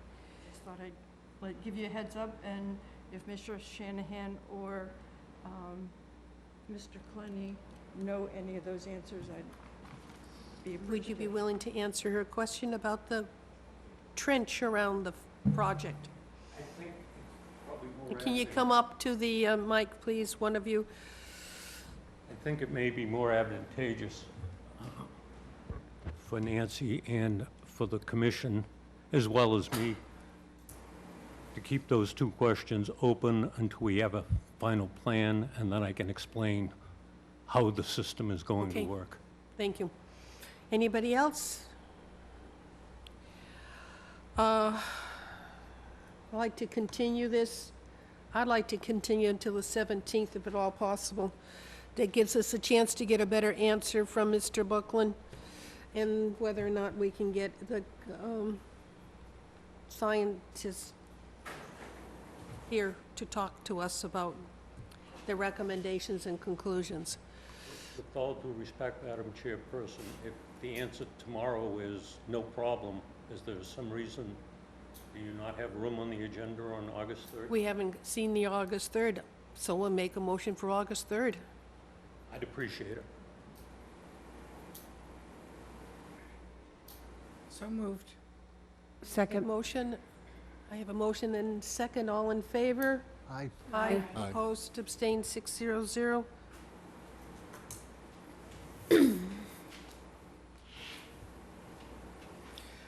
That serves our third. Enforcement orders. I'm sure there's somebody back here who says, finally. Thank you. Thank you. Thank you. All right, You wanna read the first name? I don't think anybody's here. Just ask if anybody's here. anybody here for Mark Wumbolt at 82 Avenue A? I've confirmed that his pier has been removed and is not on site anymore. So I think that's a closed one. Motion to close the hearing. No, no hearing. Motion to Listen, close the no. enforcement order. I don't think we do that.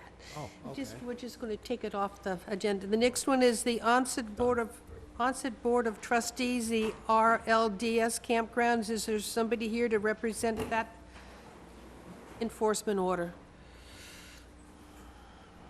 Please come forward and identify yourselves. Michael Cook, 28 Soraya Lane. I'm the current caretaker of the dock. Float. And my name is Kristen Carter-Smith. I am the chairperson of the Onset Board of Trustees. Mr. Bichette? Yeah, so we had issued an enforcement order for some work that had been done over at the RLDS campgrounds, which involved the installation of a new dock with no approvals from the commission. And this is in land under the ocean, land containing shellfish and within a coastal flood zone. So when I initially had contacted someone about this, there wasn't any sort of direct information about who might have been the one responsible for it. So we just sent this enforcement order out to the the organization, so that way this issue could be addressed. So as far as the dock that's there, again, this is not something that was permitted. It's not built to any kind of a standard that would be permitted. And therefore, my recommendation is this has to be removed, just as the other one on Avenue A was of a similar nature and also had to be removed. Then if at some point in time, someone wants to submit an application for us to review a project, then we certainly could do that. But at this point in time, my recommendation is that structure does need to be removed.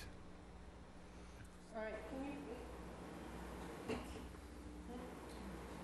2-minute break? Thank you, Sandy. That's what's there now.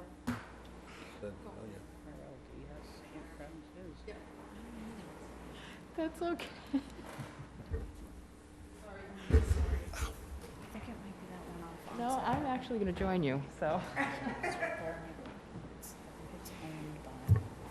2-minute recess? 2-minute recess.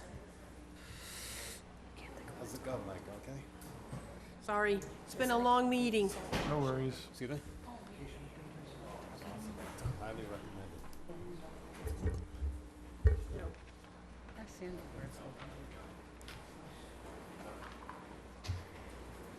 I think it's owned by like a church or something. Some organization, I think, owns it. In that area? Find out.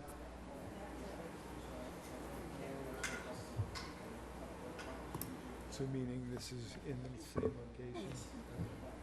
Well, either way, it doesn't really matter. Where's the question mark?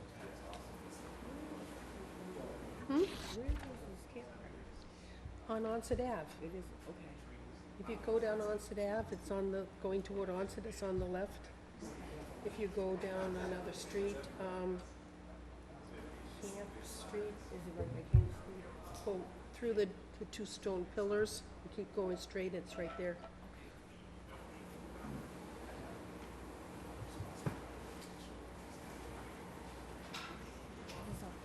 Yeah, that is the one I thought it was.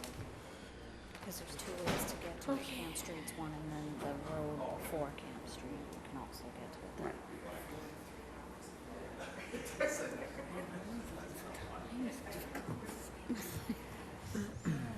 All right. We'll wait for Christie to be, that's right, there's only one. Only one.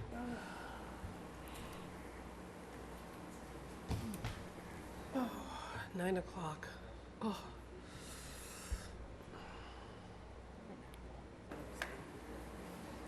I thought it was two. While we're waiting, everybody's set for tomorrow's meeting at 4? You all set for tomorrow's meeting at 4? I know you gotta leave early. Yes. A quick, If it goes longer than yep. 5 of, I gotta screw, yep. How long is it gonna be? Denise said she didn't expect it to be long. Okay, so, no big deal. Room 27, you know where that is? I don't. Top floor of the town hall? Do you know where the, I know where the selectman's office is. at the other end of the hall? Okay. I'll find it. Before you go down the stairs, 27 will be on the left before you Okay. go down the stairs, opposite the selectmen's. Yeah, it's right across from. Okay. We're back. Here we go. Okay. I'll find it. Much appreciated. Okay, Back for the record. sorry. So, I yeah, interrupted you. I had more or less made my comment, so I guess we'll hear what the representatives have to say and Yes. discuss it from there. Okay. Just a few points. We've had a dock there for many decades. I mean, I've got pictures going back to the 1940s of some of the earlier versions. So the last couple decades, the docks, it's a temporary structure. I mean, the reason I raise this is the way we do this, and again, I'm the current caretaker. Other people have done it before me. I just took over when they passed on. But typically, we float the pieces into place at astronomical high tide, so we don't damage the eelgrass and stuff. The next one is August 11th, so that's when I would propose to float it back out of place. Is that okay? Now, let me ask, if that's okay for the float, but what about the elevated part? And we float all the pieces out. 'Cause I don't think the tide's gonna come up as high Yeah, as that. the tide comes up a good foot over the eelgrass, and so we just put kayaks or floats on there, and when the tide comes in, it lifts it up, and we can rotate it right over to where we normally store it. Okay. What about the concrete blocks and all that? I mean, typically, the concrete blocks are always there. What we do is take the concrete blocks out and store them by the steps every year, because otherwise the ice will knock them down in the winter. So typically what we do is around Memorial Day, when there's a astronomically high tide, when the tide's really low, we go out and stack the blocks up. When the tide comes in, we float the pieces in there and put them in place. And then around Labor Day, again, when there's a high tide, we do the opposite. We go out there, float the floats back, take the blocks down. So if you look at, I mean, I've got Google Earth pictures. Most of the pictures are going to show the dock laying there next to the seawall, because that's where it sits for 9 months a year. And it's only if you get a July picture, you'll actually see it out there in place. So my first question was, is it okay if we do it on August 11th when it's high tide, so we don't trample the eelgrass, try to get a bunch of people down there to manhandle it out? And then B, are you okay with us storing it where we historically have stored it up against the seawall? So, a couple of questions I guess I would have is that, has this pier ever been licensed or permitted? Not to my knowledge. Okay. And so, Doesn't mean it hasn't, I'm just saying, Yeah. I've only been dealing with it for like the last 3 years, so I don't know what went on before Sure. that. So the other thing is, even if it, let's say, was permitted at some point in time, any structure that's going to get rebuilt or redone does have to come before the Conservation Commission for review and approval, to be in compliance with the wetland laws, to make sure the materials that are being used are appropriate, to make sure that it's matching whatever might have been permitted versus making it larger than what it might have been permitted for. Understood. So for all those reasons, it's just what the wetlands laws require. So that's why when it was seen as a obviously new structure in terms of the components of it, that's what kind of Right. brought it to everybody's attention, that even if something were there, it still would have had to have been reviewed and approved. And to again, get- I apologize. I went to put it in at Memorial Day, Yeah, and typically you just have to screw a few loose boards in. It was completely shot, okay? yeah, And here I have a bunch of kids showing up for the summer who plan to swim off of it, and so I just rebuilt it. sure. My apologies. And then the other issue is up against the seawall. I guess I would have to see what that is. If that's beach or marsh, then it really should not be stored there, because typically you're not allowed legally to be storing docks that are seasonal on the beach or the marsh. I mean, I can show you where it's been. I can't tell you what, Yeah, that's what I guess we may have to go down there and take a look at that to see specifically where it's being stored. But it seems to me from being down there, anything below the seawall is either It's beach gonna or be- marsh. it's gonna be, I mean, when to look at, Sure. this was taken back when our house was being built 10 years ago.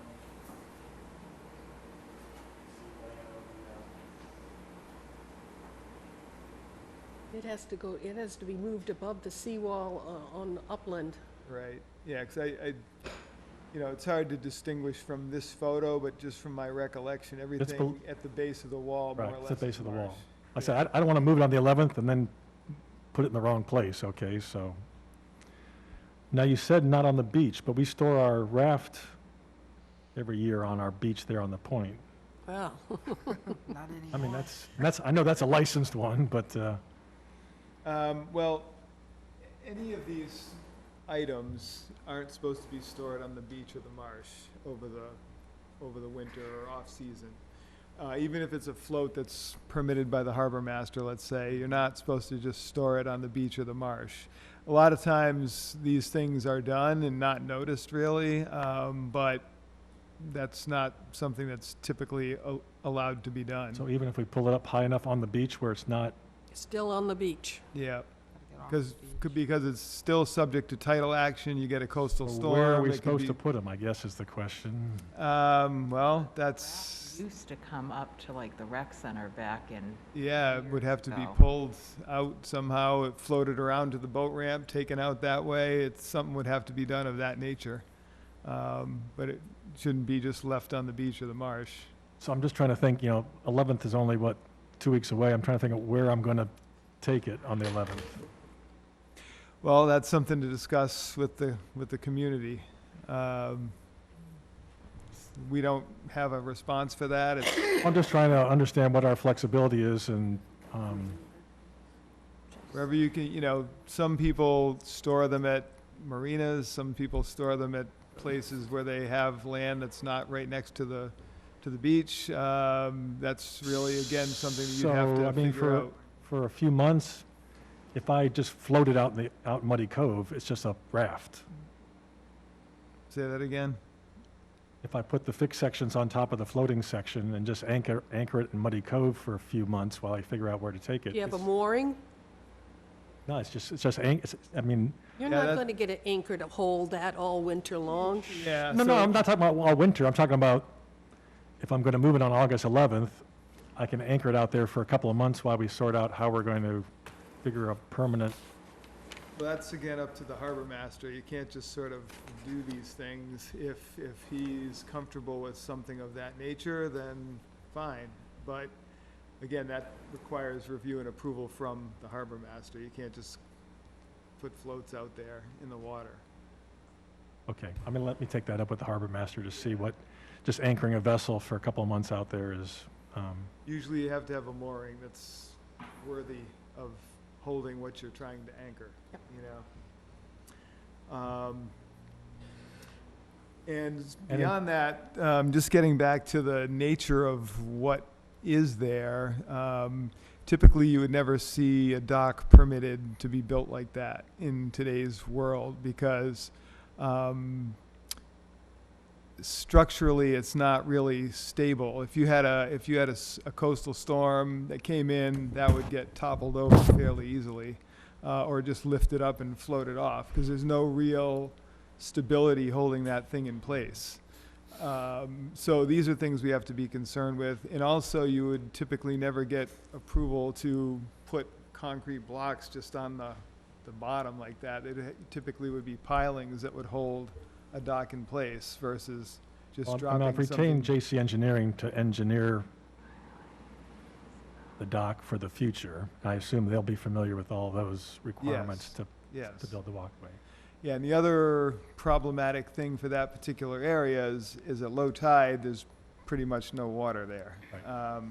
So, you know, if somebody were to come in with a proposal to build a dock in that area just out of the blue where there was never anything there before, it wouldn't be permitted there.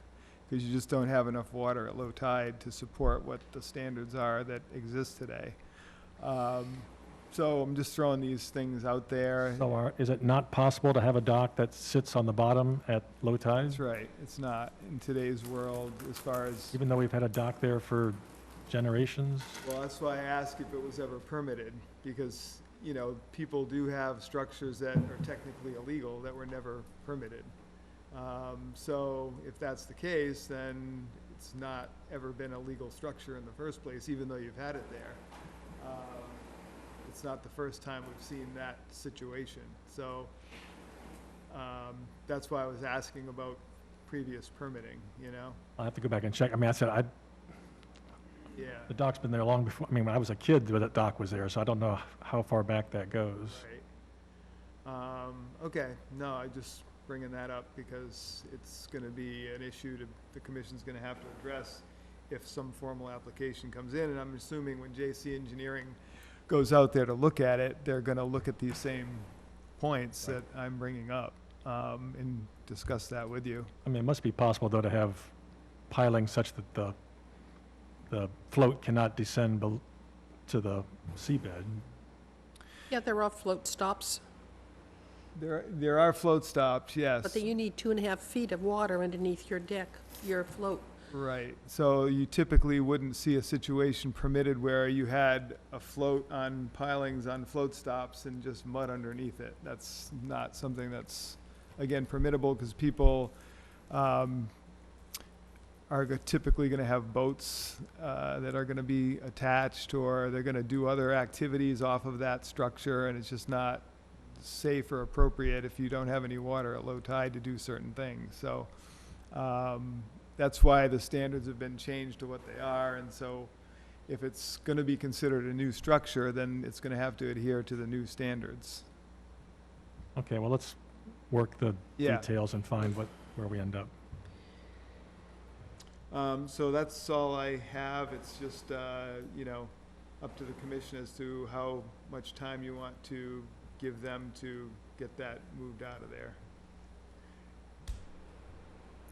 Well, August 11th is what? 2 3 weeks, weeks? 2, 3, 3 3 weeks. weeks away. So if you want to give them to that time to do that, then I'm okay To a with that. full, to a high tide, which will allow easier access and removal. He's saying the 11th is the appropriate tide, so. That's the astronomical. That's the astronomical full moon. Yeah. So, and that time you will remove all the components and store them upland, so they're not on any beach or marsh. Okay. And the blocks are to be removed from the beach and the marsh and also stored upland. Okay. That's easier to do. And whatever that floating thing is that they have. Whatever that floating thing is. That, the whole thing, the Not float, the float from the dock. He said he has some other kind of float, didn't he?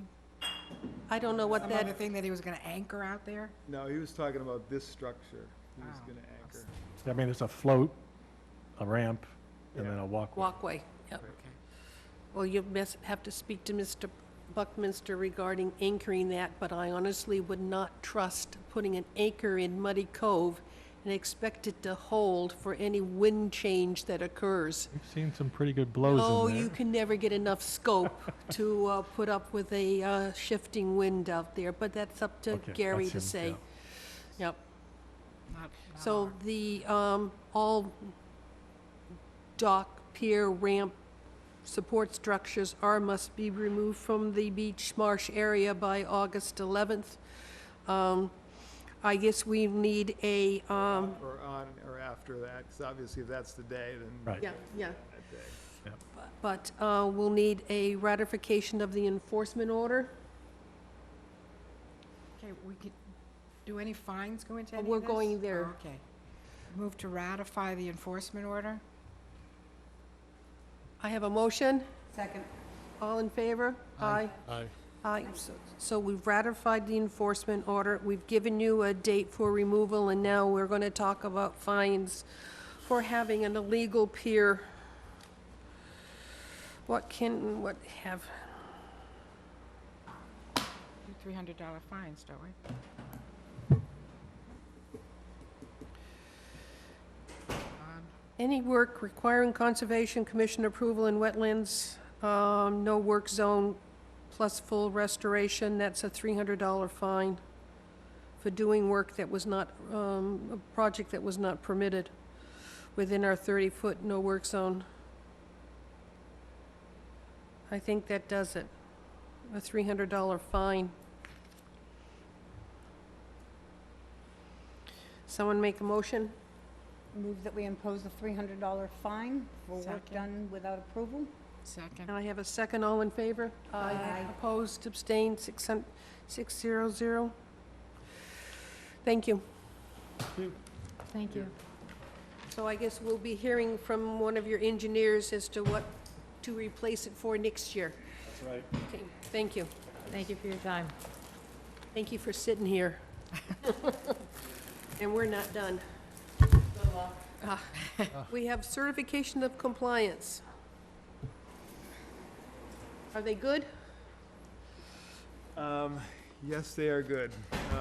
The first one was for the construction of a garage at 19 Parkwood Drive. That has been completed according to the plan, so I recommend the issuance of that certificate of compliance. Okay, someone make a motion. So moved. I move that we issue the certificate of compliance to William Evans, 19 Parkwood Drive. That's the motion. I heard a second. Second. All in favor? Aye. Aye. Opposed, abstain, and here, please sign. Done. The second one was for a septic system upgrade at 2 Carmichael Way, which is on Blackmore Pond. Again, that septic system upgrade has been completed, so I would recommend the issuance of that certificate of compliance. So moved. I have a motion. I get a second. All in favor? Aye. Aye. All right. 600, that does it. We have, I think the next one is, we have MACC annual dues of how much? Honestly, I forgot to bring the bill with me, so Oh. I'll have to double check on what the specific amount is. Then we need a motion to approve the MACC annual dues. So moved.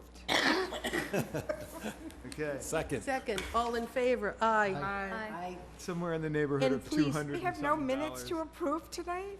Well, the problem with the minutes, they weren't available on WCTV. So Carol couldn't finish the minutes because they hadn't been posted. An error had been made while loading. They didn't realize it, and they've now fixed it, so.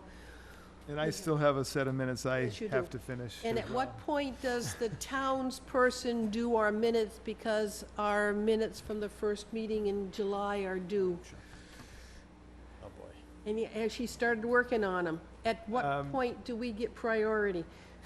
Yeah, I'll have to double check on which one she's actually working on at the moment, because I honestly don't know the answer. Well, I don't want to find ourselves up against No, we won't- AG we won't- saying we didn't do it in 30 No, days. we won't be backed up like before, that's for sure. Okay, So, so Mr. Burchett will send an email out tomorrow telling us how much MACC annual dues we just approved. yes, it's in the neighborhood of 280, somewhere like that. Under 300. Yeah.